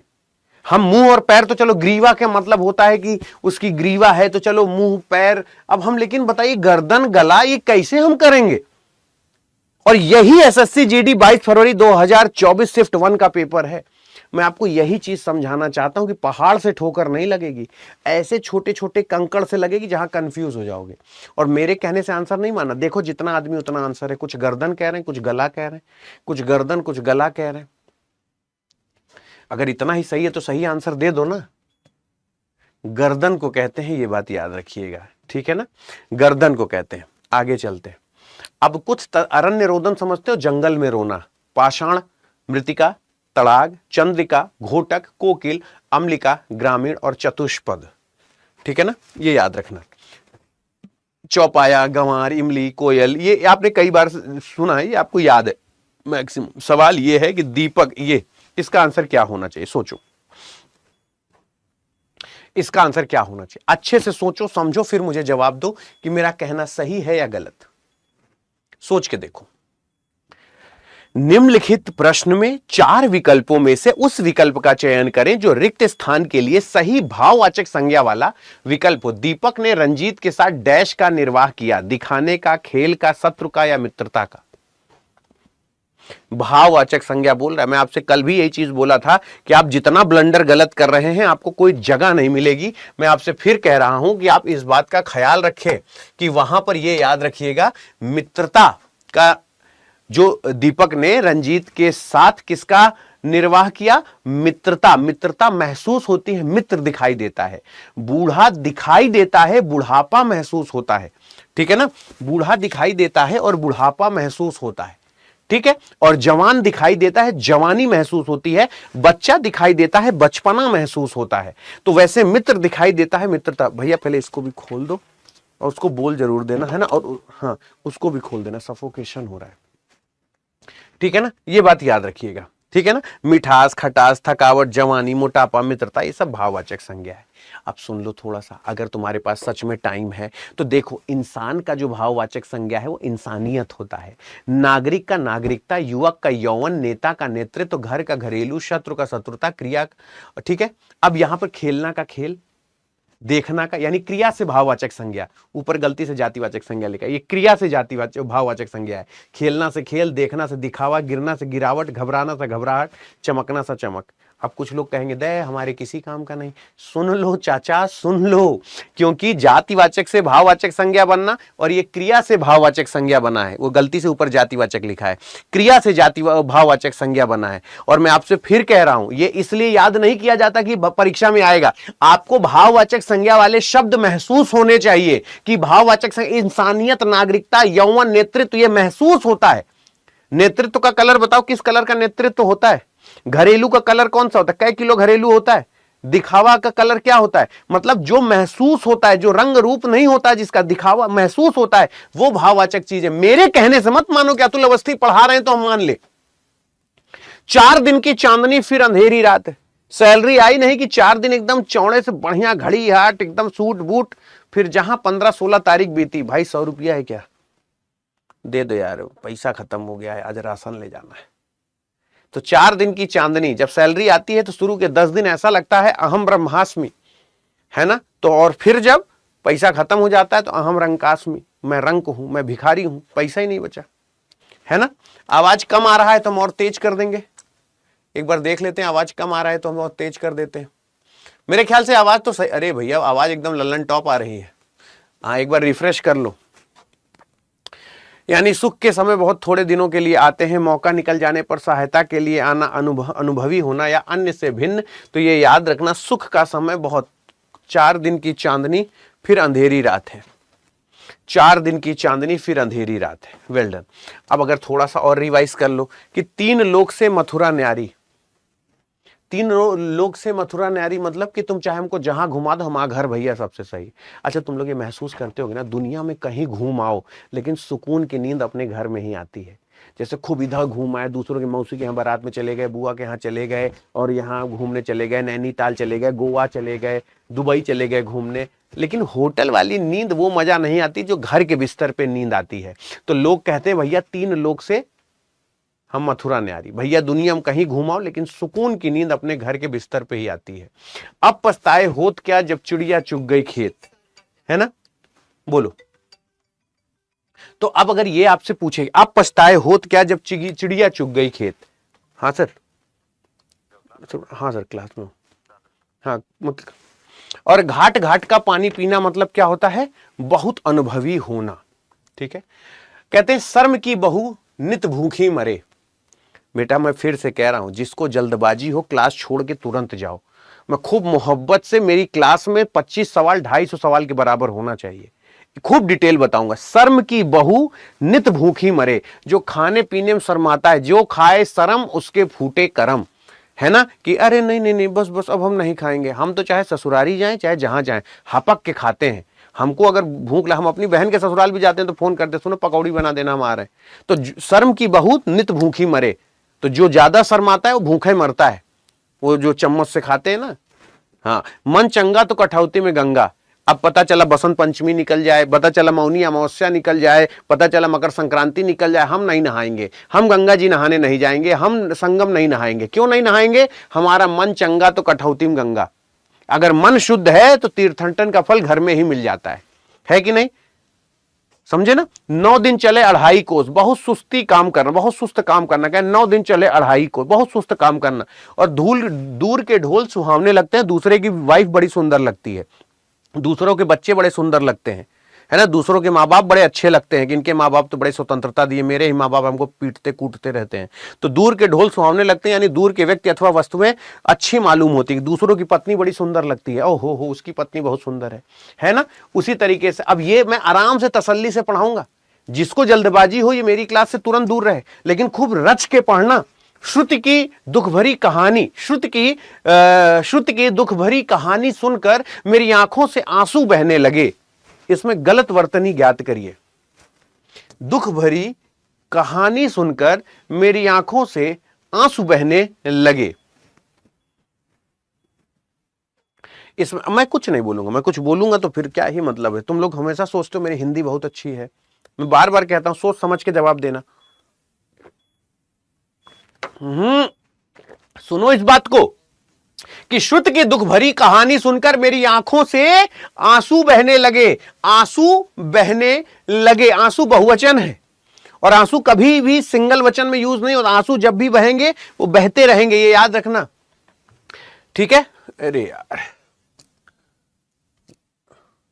अरे हाँ, कहां था, कौन वाले पे थे हम? हाँ, ये तो आंसू बहने लगे। यहां पर क्या होगा, यहां आंसू सार्थक शब्द नहीं है, इसका सही अर्थ प्रकट नहीं हो रहा। अतः सार्थक शब्द आंसू होता है, बड़ा ऊ होता है, ना कि छोटा ऊ। आंसू लिखा है वो, और आंसू होता है। वहां क्या लिखा है? आंसू लिखा है, वहां पे आंसू होता है, ये बात याद रखिएगा। आगे चलता है, हम लोगों से बात करने के समय हमेशा कर्कश वाणी का प्रयोग करना चाहिए। हमेशा कर्कश का विलोम क्या होता है? कर्कश का मतलब समझता है, जो भाए भाए भाए भाए करके चिल्लाते रहते, कनवा में बहुत तेज लगता है। गांव में कुछ लोगों की बात होती, जैसे कुछ आपने कभी आजमाया है, कुछ आदमी का चेहरा बहुत सुंदर होता है, बड़ी सुंदर लगते हैं देखने, लेकिन जहां मुंह खोली, अरे यार मुंह नहीं खोलना चाहिए था, है ना। पहले दूर से लगी एकदम बहुत सुंदर दिख रही, बहुत सुंदर, लेकिन जैसे ए भैया किनारे चलो यार, ऐसा बोलेगी तो लगेगा अरे यार कितनी कर्कश ध्वनि है भैया। और तुम लोग कभी भी जिंदगी में आजमाना, किसी का चेहरा इतना खूबसूरत होगा, लेकिन कब तक? जब तक वो मुंह ना खोले। और जैसे मुंह खोले, अरे यार तुम मुंह क्यों खोल दिए, है कि नहीं। मुंह खोलने का मतलब बोले ना, इतना गंदा बोलते हैं जैसे लगता है कि यार पहले तो इमेज बहुत अच्छी लगी थी कि बड़ा सुंदर बहू है, बड़ी सुंदर घरवाली है, लेकिन जैसे मुंह खोली, मर चाय चाय चाय चाय करके रख दी। तो कर्कश का विलोम जो होता है वो मधुर होता है। कुछ आदमी देखने में ही केवल सुंदर लगता है, मुंह खोला नहीं, मूड खराब हुआ नहीं, है कि नहीं। मेरी वजह से मत कहना क्या तू अवस्थिक है, कुछ समझा रहे। कम अधिक कटु मधुर कठोर कोमल, लेकिन ये जरूरी है, स्वदेश का विलोम परदेश और विदेश जो दोनों होता है। और मैं जानबूझकर ये नोट्स लाता हूं, रोज रात में 9 बजे सुन लिया करो कि स्वदेश का विलोम परदेश और विदेश दोनों होता है। जो अब ये तम माने अंधकार होता है, ज्योतिर्मय है ना, तमसो मां ज्योतिर्गमय, तमसो मां ज्योतिर्गमय, अंधेरे से प्रकाश की ओर ले जाना। तो तम का विलोम ज्योति और आलोक दोनों होता है। आपने सुना होगा ना, तमसो मां ज्योतिर्गमय, व्यस्त का अकाम और अकर्मण। बेटा जी मैं फिर बोला, अकर्मण भी व्यस्त का विलोम होता है। मत इस बहुत जल्दबाजी में मत रहो, ठहरो। व्यस्त का विलोम अकर्मण भी होता है, ये बात याद रखना। सौभाग्य से किसी को ऐसा घर मिलता है। सौभाग्य का विलोम क्या होता है? कहते हैं बिटिया, वो लड़के, आपने सुना ना कि जो जब घर में लड़का पैदा होता है तो लोग बोलते हैं अरे बड़े भाग्यशाली हो। तो लड़का जब किसी के घर पैदा होता है ना, बड़ा भाग्यशाली होता है ना। लेकिन जब बिटिया पैदा होती है तो वो सौभाग्यशाली होता है कि नहीं? क्योंकि लड़का तो इधर उधर घूमता रहेगा। घर में अगर त्योहार तिथि अगर कुछ महसूस होती है तो लड़कियों की वजह से ही घर में महसूस होती है। और हर पिता को ये चाहत होती है कि उसकी बिटिया जरूर हो। तो सौभाग्य से किसी को ऐसा घर मिलता है, तो सौभाग्य का जो विलोम होगा वो दुर्भाग्य होगा। सौभाग्य का जो विलोम होगा वो दुर्भाग्य होगा, है कि नहीं? अब मेरी वजह से आपके तो अच्छी किस्मत सुंदरी सबको मालूम है। अब लेकिन एक बात बताओ, अब हम लोग जल्दी से अगर इतने विलोम रिवाइज कर ले, क्योंकि विलोम कोई रटने वाली चीज तो है नहीं, हम सुन ले तो बताओ हम दोनों का फायदा है कि नहीं? जल्दी से कि जागृति सुषुप्ति, विज्ञ अनभिज्ञ, सगुण निर्गुण, कुमार्ग सन्मार्ग, अनुग्रह विग्रह, दुरस्त घायल, निर्दयी दयालु, कृतज्ञ कृतज्ञ, औचित्य अनुचित, आकाश पाताल, तिमिर प्रकाश, स्थावर जंगम, क्षणिक शाश्वत, शयन जागरण, सुकाल अकाल, ललित कुरूप, पुरातन अधुनातन, महात्मा दुरात्मा, अनुरक्त विरक्त। बताओ ये सब अपोजिट हैं या नहीं? अब बताओ, एक निगाह में रिवाइज हो गया। तुमने सिर्फ सुना ही, मैंने मुंह से बोला, तुमने सुना, इसको रटना नहीं होता है। अगर दुनिया में पूछ लिया जाए शयन का विलोम क्या होगा, शयन का विलोम, अब ऑप्शन में तुमको याद नहीं है लेकिन ऑप्शन जागरण दिखा, हाँ हाँ हाँ जागरण जागरण, हाँ हम पढ़े। कोई बोले ललित का विलोम क्या होगा, तो ललित कलामय, ललित हाँ कुरूप, ललित का मतलब होता है सुंदर, कुरूप, पुरातन अधुनातन, स्थावर, स्थावर का मतलब टिका हुआ, और जंगम का मतलब जंगम, उछल कूद, है कि नहीं? तिमिर का प्रकाश। ये याद नहीं करना, इसको सुन लो, ऑप्शन में दिखा, अच्छा हाँ हाँ हाँ याद आया याद आया याद आया, बस यही होना है और कुछ नहीं। तुम खुद कहोगे क्या तुम सर आप सही कह रहे थे? मैं इसलिए आपसे कहता हूं कि आप इसे महसूस करो। कल सभी उस लड़के की डैश कर रहे थे, कल सभी उस लड़के की डैश कर रहे थे। मैं आपसे फिर कह रहा हूं, कुशल, प्रशंसा, सभा या खुलासा, इसमें आपको स्त्रीलिंग बताना है। मैं आपसे फिर कह रहा हूं, जल्दबाजी में गलत हो जाएगा। कल सभी उस लड़के की प्रशंसा कर रहे थे, क्योंकि प्रशंसा हो रही है, प्रशंसा हो रही है, ठीक है ना? आगे चलते हैं। राजासन पर बैठते ही वह बदल गया। राजासन क्या होता है? राजासन यानी राजा का आसन। आसन और आसन्न दो अलग अलग चीज होती है। बोले सर हम समझे नहीं। देखो, राजासन यानी राजा का आसन, प्रभु आसन ग्रहण करें, लेकिन आसन्न का मतलब होता है आ बैठ मेरे पास तुझे देखता रहूं। आसन्न का मतलब होता है नजदीक, समीप। तो आसन्न का मतलब होता है समीप, लेकिन आसन का मतलब प्रभु आसन ग्रहण करें। तो आसन से ही बना है सिंहासन। सिंहासन जहां शेर यानी राजा और राजा का सिंहासन, तो आसन से बना है सिंहासन। बोलो हाँ ना?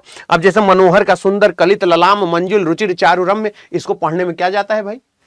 अगर हम बोले राजासन को सिंहासन, गद्दी, राजगद्दी, तख्त, सुगमता का विलोम सरलता, आसानी, सहजता, सीधापन, ईमानदारी, भास्कर का विलोम सविता, भानु, दिनेश, मार्तंड, अंशुमाली, सूर्य, रवि और सूरज।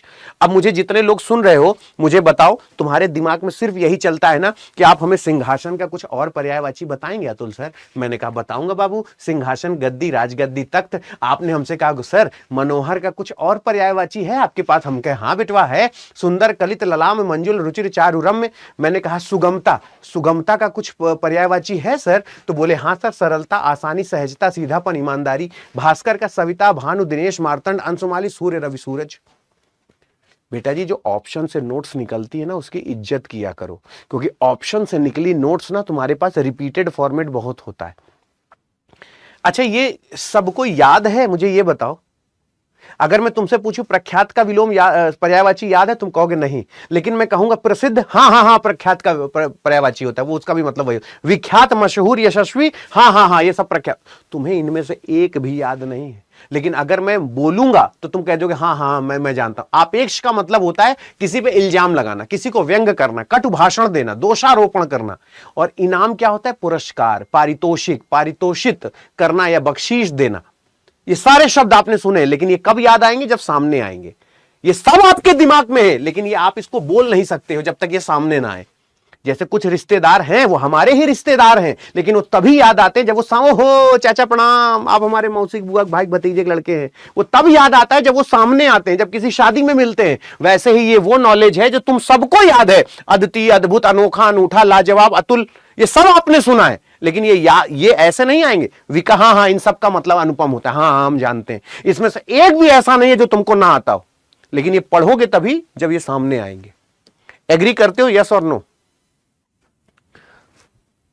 तुम मेरे भाई हो, तुमने अपने सहतौते तम तौतान तेन ताभ्यम ते तस्मै ताभ्यम ते हम तुमने पढ़ा है। तुम यानी तुम मेरे भाई हो। तुम को हिंदी में क्या कहते हैं? तुम युवाम यूयम, अहम आवाम वयम।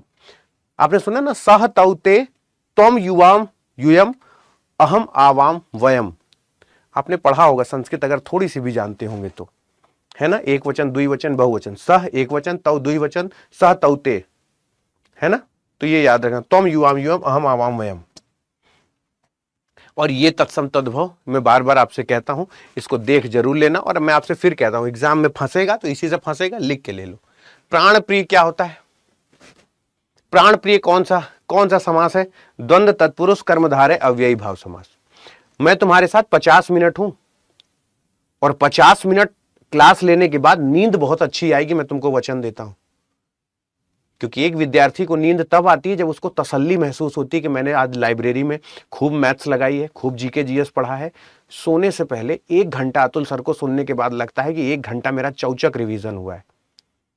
छात्र को नींद कभी भी तभी आती है जब उसका संतोष दिल में रहता है, आज का मेरा टास्क पूरा। तो रात 9 बजे मैं इसीलिए कहता हूं, सोने से पहले ये क्लास देख लिया करो। हिंदी अकेले बैठ के कोई नहीं पढ़ता है।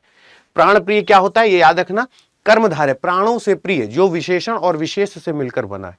गलत है तो आप सॉरी बोल सकते हैं, गलत है तो आप गलती महसूस कर सकते हैं। और कर्मधारय की ये जो एग्जाम्पल में यहां आएगा वो सबसे ज्यादा इंपॉर्टेंट होगा। चरण कमल, नील गगन, चंद्रमुख, अधपका, महाराज, पीतांबर, महावीर और महापुरुष सबसे ज्यादा रिपीटेड है, पूरे एग्जाम में सबसे ज्यादा रिपीटेड है, ये याद रखना। आगे पूछ रहा है, यहां हर एक आदमी ईमानदार है, यहां हर एक।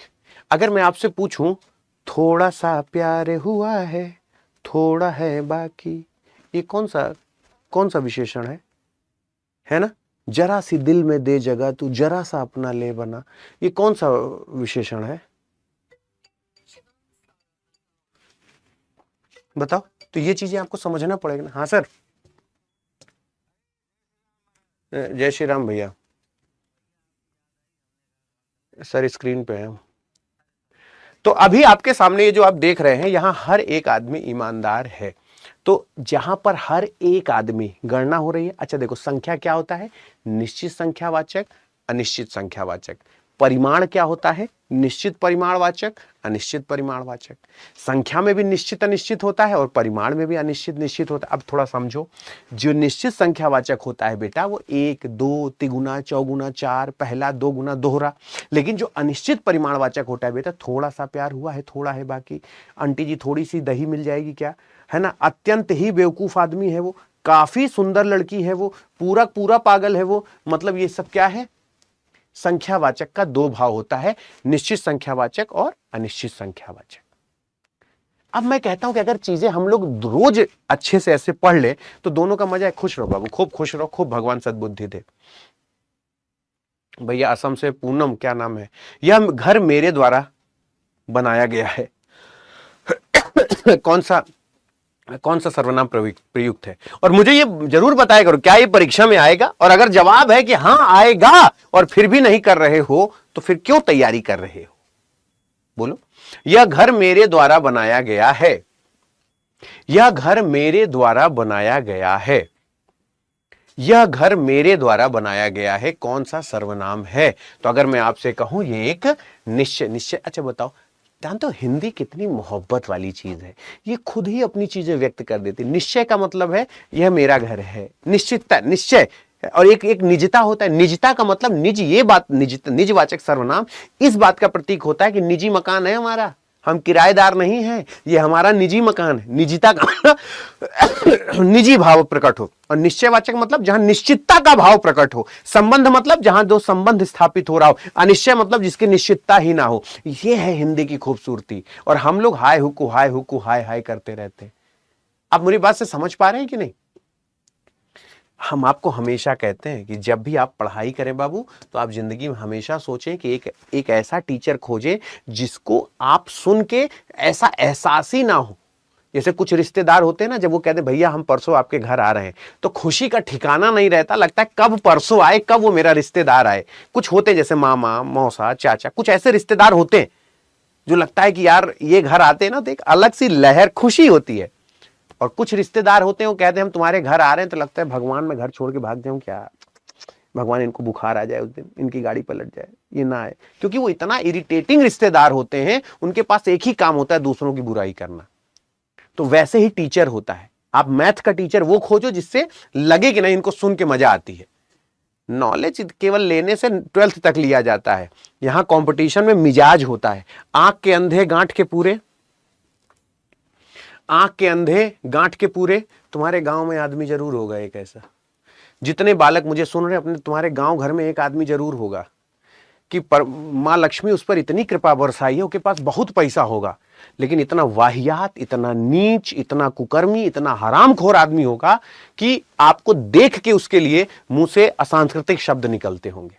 लेकिन वो आंख का अंधा गांठ का पूरा है, उसके पास पुश्तैनी दौलत होगी, उसके पास भगवान जिस चीज पे हाथ लगा देता होगा उसके पास पैसा हो जाता होगा, और दुनिया को लगता है कि काश इसके साथ इसी में सभ्यता होती तो बड़ा अच्छा। ये हर गांव में एक आदमी होता है, डैम श्योर है कि आपको लगेगा आंख का अंधा है लेकिन गांठ का पूरा, दिमाग का एकदम गधा है लेकिन धनवान है, यानी मूर्ख लेकिन धनवान होता है।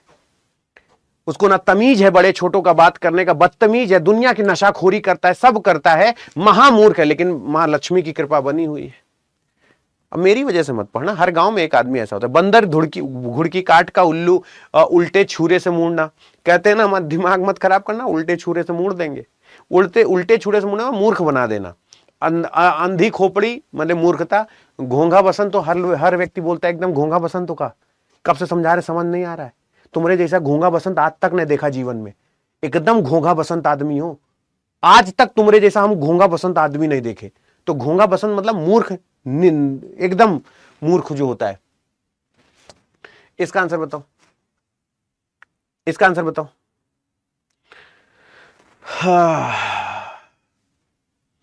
अतुल सर असम से हो, आपका क्लास कर रहा लगता है। Thank you so much. Prashanta, अगर मैं गलत नहीं, प्रशांता नाम है ना भैया, अच्छा लग रहा है सबको। इसका आंसर बताओ क्या होना चाहिए। अब जैसे बोला जिन व्यंजनों का उच्चारण करते समय हवा जीभ के बगल से निकल जाती है, क्या उसे संघर्षी व्यंजन कहते हैं, लुंठित कहते हैं। लुंठित है, पार्श्विक है, संघर्षी, अर्धस्वर है। और अच्छा अर्धस्वर किसको कहते हैं हमको ये बताओ। आज तुम लोग अर्धस्वर बता दिए ना तो तुम पे बड़ा प्यार आएगा। और देखो कांस्टेबल वाले बच्चे जो हैं, आशा करता हूं अर्धस्वर, अर्धस्वर किसे कहते हैं मुझे बताओ। अर्धस्वर तुमको याद आ रहा होगा धुंधला धुंधला। अर्धस्वर कौन होता है? अंतस्थ व्यंजन कहते हैं क्या अर्धस्वर को? और हवा जीभ के बगल से निकले, क्या वो अंतस्थ व्यंजन होता है? अच्छा कुछ कह देंगे कि हाँ गुरुजी अंतस्थ व्यंजन होता है, और क्या सच में होता है और क्या नहीं होता है। कंफ्यूज करना हमारी प्रथम जिम्मेदारी है। नॉलेज हो तो जवाब दो, तुक्का मत मारो। लेकिन उसको हम क्या कहते हैं? पार्श्विक व्यंजन कहते हैं, जब हवा जीभ के बगल से निकले, जब हवा जीभ के बगल से निकले।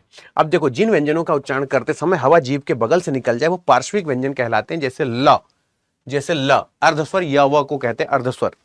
अ व जो होता है, य व जो होता है, य व जो होता है वो अर्धस्वर होता है। लुंठित र, रफ्तार, जीभ देखो लुंठित, लुंठित लुढ़कता हुआ र। संघर्षी क्या है? श श श ह, जहां जीभ के बगल, सॉरी संघर्षी जहां पर हवा घर्षण के साथ गर्म होकर निकलती है, और पार्श्विक व्यंजन जब बगल से हवा निकलती है। हिमाद्री तुंग श्रृंग से प्रबुद्ध शुद्ध भारती, यह उक्ति किस रचनाकार की है? हिमाद्री तुंग रिंग से प्रबुद्ध शुद्ध भारती, ये तो पूछा गया है और ये आया भी है यूपीएसआई 1 दिसंबर 2021 शिफ्ट 2 का पेपर है। अब जरा देखो, ये मैं आपको बता दूं कि ये जयशंकर प्रसाद जी की है। अब मैं आपको बता दूं कि जयशंकर प्रसाद जी का जन्म, बहुत ध्यान से सुनना, जयशंकर प्रसाद जी का जन्म सन 1889 में हुआ था। सन 1937 में ये गोलोकवासी हो गए थे। बाल्य नाम झारखंडी छायावादी युग के महत्वपूर्ण कवि हैं। इन्होंने उर्वशी 1909 ईस्वी, वनमिलन 1909 ईस्वी, कानन कुसुम 1913 ईस्वी, प्रेम पथिक 1913 ईस्वी, चित्रधारा सन 1918 ईस्वी, झरना सन 1918 ईस्वी, आंसू सन 1925 ईस्वी में। ठीक है ना। अच्छा, इसका आंसर बताओ। शांत रस का स्थायी भाव, याद रखना मैंने इसमें वो वाले क्वेश्चन भी डाले हैं जो यूपी कांस्टेबल में पूछे जाते हैं। तो कांस्टेबल और एसएससी जीडी दोनों का आपको मसाला मिलेगा, मैं बार बार कह रहा हूं। रीजनिंग सुबह शाम को 6 बजे पढ़ाता हूं, रीजनिंग शाम को 6 बजे। शांत रस का स्थायी भाव क्या होता है? शोक भय निर्वेद रति। बताने वाले को मैं मान जाऊंगा कि हाँ सर आपका रस भी क्लियर है। शांत रस हिंदी में 70% चीज वो खुद बयान करता है कि वो क्या है। अगर मैं कहूं शांत रस का स्थायी भाव क्या है, तो वो निर्वेद है, ये याद रखना। और जितने लोग हैं, जैसे श्रृंगार का रति और प्रेम है। अच्छा, श्रृंगार करने का मन कब करता है? सजना है मुझे, है ना, आपने कभी सुनी है? अच्छा बताओ, संयोग में श्रृंगार होता है, वियोग में श्रृंगार कब होता है? जब आप किसी से बिछड़ रहे हो तो श्रृंगार क्यों होगा? कभी कभी इसीलिए मैं कहता हूं कि आपको हर जगह लिप्त होना चाहिए। आपने एक गाना सुना होगा, एक भजन सुना होगा, निर्गुण भजन है, एक डोली चली एक अर्थी चली, बात दोनों की कुछ ऐसे होने लगी, एक पिया को चली एक पिया से चली। आपको पता होगा कि जब किसी औरत का देहांत हो जाता है और वो शादीशुदा होती है और उसके पति के रहते रहते अगर पत्नी का देहांत हो जाए तो उसके 16 श्रृंगार किए जाते हैं। और जब एक शादीशुदा औरत की डोली उठती है तो भी उसके 16 श्रृंगार किए जाते हैं। तो श्रृंगार में वियोग और संयोग दोनों होता है। हाथ से हंसी होती, करुण शोक होता है, वीरता तब होती जब ऐसा नहीं कि भांग खा के वीरता हो रही है, कि भांग खाएं ऐसे बुत हैं और उनको वीर रस में उत्साह होता है, हाट मैं छोड़ूंगा नहीं, उत्साह होता है, ऐसा नहीं भांग खाए बुत है। रौद्र का रूप क्रोध होता है तो रौद्र रूप, खुशी में इंसान मुस्कुरा रहा है और वो रौद्र रूप धारण कर ले, ऐसा नहीं। विभत्स का मतलब होता है घृणा, कागा सब तन खाइयो चुन चुन खाइयो मांस, ये दो नैना मत खाइयो मुँह पिया मिलन की आस, है ना। जब रोड पे एक्सीडेंट हो जाता है, एकदम चीथड़े अतड़ियां इधर उधर हो जाती है, वो विभत्स दृश्य होता है। अद्भुत, विस्मय, आश्चर्य, शांत, निर्वेद, वैराग्य, शांत, है कि नहीं। तो ये चीजें रस का भाव है, इसको महसूस किया जाता है। इसको झाएं करके पढ़ोगे कुछ समझ में नहीं आएगा, सब ऊपर से जाएगा। इसको महसूस किया जाता है। रोगी के लिए दवा लाओ, अच्छा बताओ धोबी के लिए कपड़ा लाओ तो देखो, रोगी के लिए दवा लाओ तो रोगी के लिए संप्रदान है, लेकिन धोबी के लिए कपड़ा लाओ वो कर्म है, क्योंकि धोबी कपड़ा ले जाएगा लौटा देगा, रोगी दवा खा के उल्टी नहीं करेगा, ये लो अपनी दवा वापस ले लो। अब जैसे धोबी के लिए कपड़ा लाओ तो ये कर्म है, ये संप्रदान नहीं है, क्योंकि धोबी ले जाएगा धोक ले आएगा। अब रोगी के लिए दवा लाओ, रोगी के लिए दवा आई, दवा खाए और फिर दवा गलाए निकाल, अब उसे निकाला उसको रख लिया, तो ये संप्रदान को महसूस करना पड़ता है। डस लेगा तुमको धोबी के लिए कपड़ा लाओ, हाँ संप्रदान नहीं, धोबी ले जा रहा है उसे लौटाएगा। गरीब के लिए कपड़ा लाओ, गरीब ले जाएगा, तो ऐसा नहीं ले लिया फिर मांगोगे। के लिए का मतलब होता है तुम्हारे लिए ही है, ले जाओ, ऐसा नहीं होता। जब वापस लेना है तो वो कर्म हो जाएगा। धोबी कपड़ा ले जाएगा कर्म है, धोबी के लिए कपड़ा लाओ वो कर्म है। रोगी के लिए दवा लाओ मतलब खा लिया, उसको उल्टी नहीं करवाओगे कि हमारी दवा लौटा दो। समझ गए? सहमत हो गए? अब देखो, कौशल का पर्यायवाची शब्द नहीं है, कौशल का पर्यायवाची शब्द नहीं है। योग्यता, कला, हुनर, कपाल, कौशल का पर्यायवाची शब्द नहीं है। इसमें से कौन सा कौशल का पर्यायवाची शब्द नहीं है? कौशल का पर्यायवाची शब्द नहीं है। कला, योग्यता, हुनर। कपाल के गाल में, कपाल अलग चीज होती है ना, है ना। कपाल का माथा ललाट होता है, जैसे हमारे पिताजी कहते हैं माथा चूम के झापड़ मारेंगे, तो माथा मतलब कपाल पे, है ना।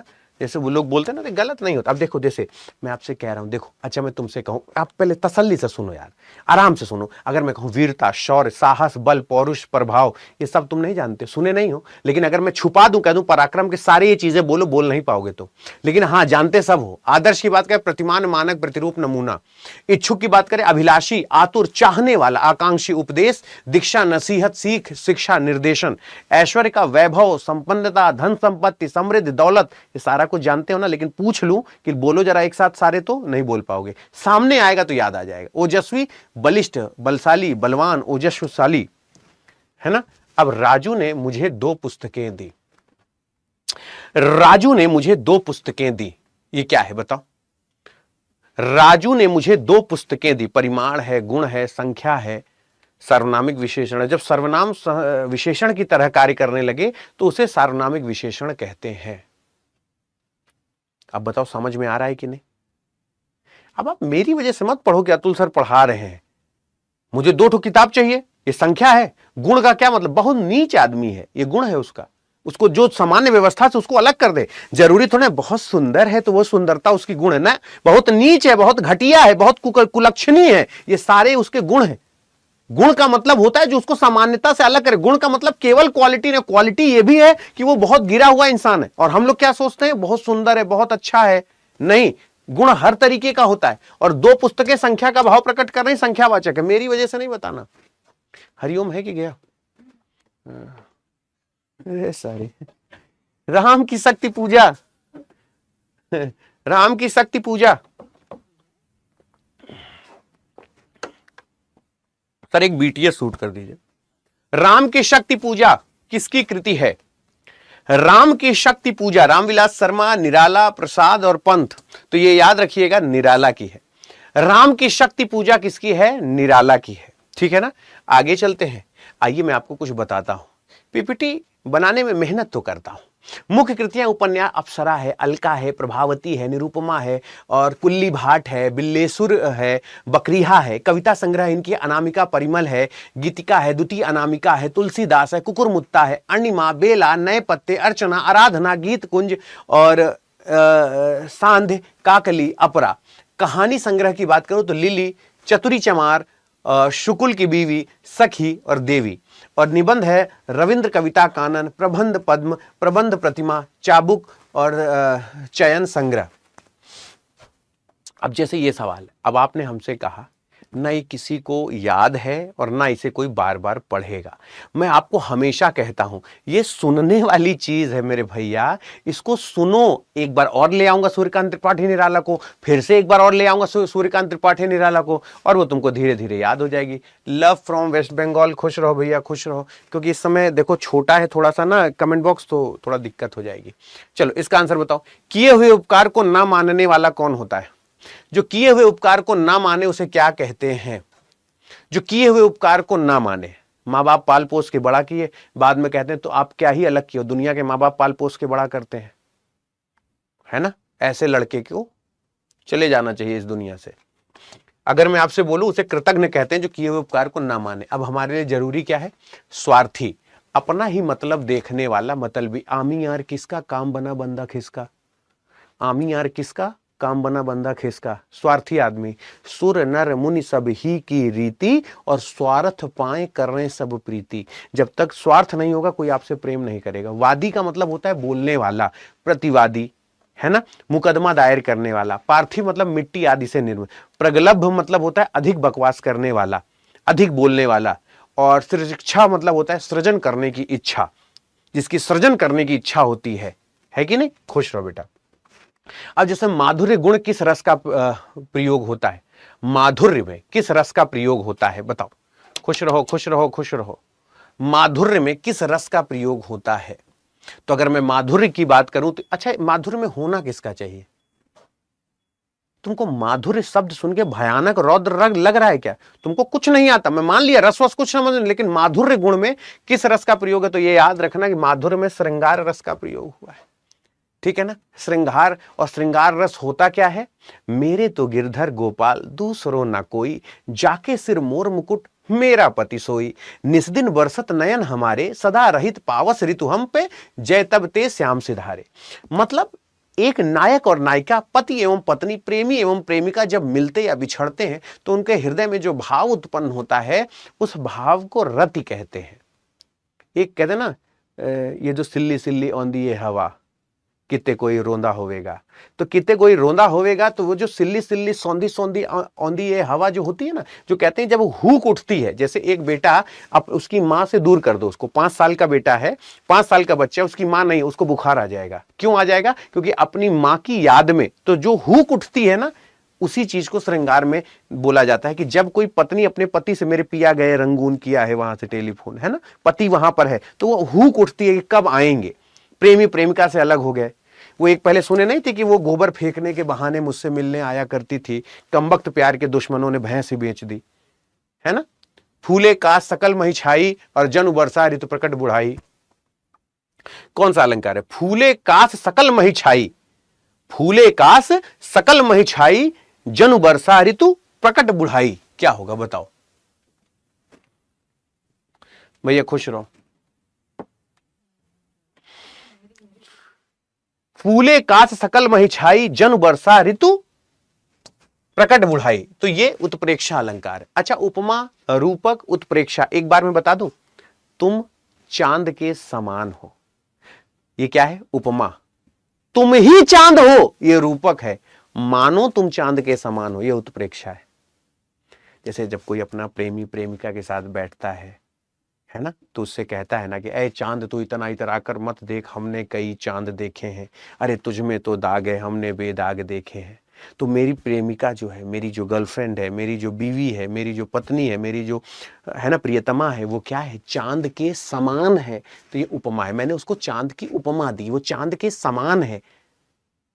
लेकिन मेरी महिला मित्र, मेरी प्रेमिका ही चांद है। ये चांद वांद में कुछ नहीं होता, वो जो चांद नहीं है वो मेरी प्रेमिका ही है, मेरी प्रेमिका ही चांद है, ये रूपक है।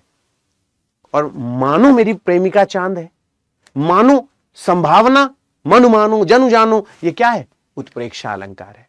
और श्लेष तो आप जानते हैं, चरण धरत चिंता करत, चितवहु चारहु ओर, और सोरन को खोजत फिरे, कवि व्यभिचारी चोर। बोलो हाँ या ना? बोलो समय सहमत हो मेरी बात से, है ना। अब देखो ये सब क्या है? उत्प्रेक्षा है। कली मानो, मानो मानो मानो मानो, ये सब मानो मानो मानो मानो उत्प्रेक्षा। मनु मानो, जनु जानो, संभावना।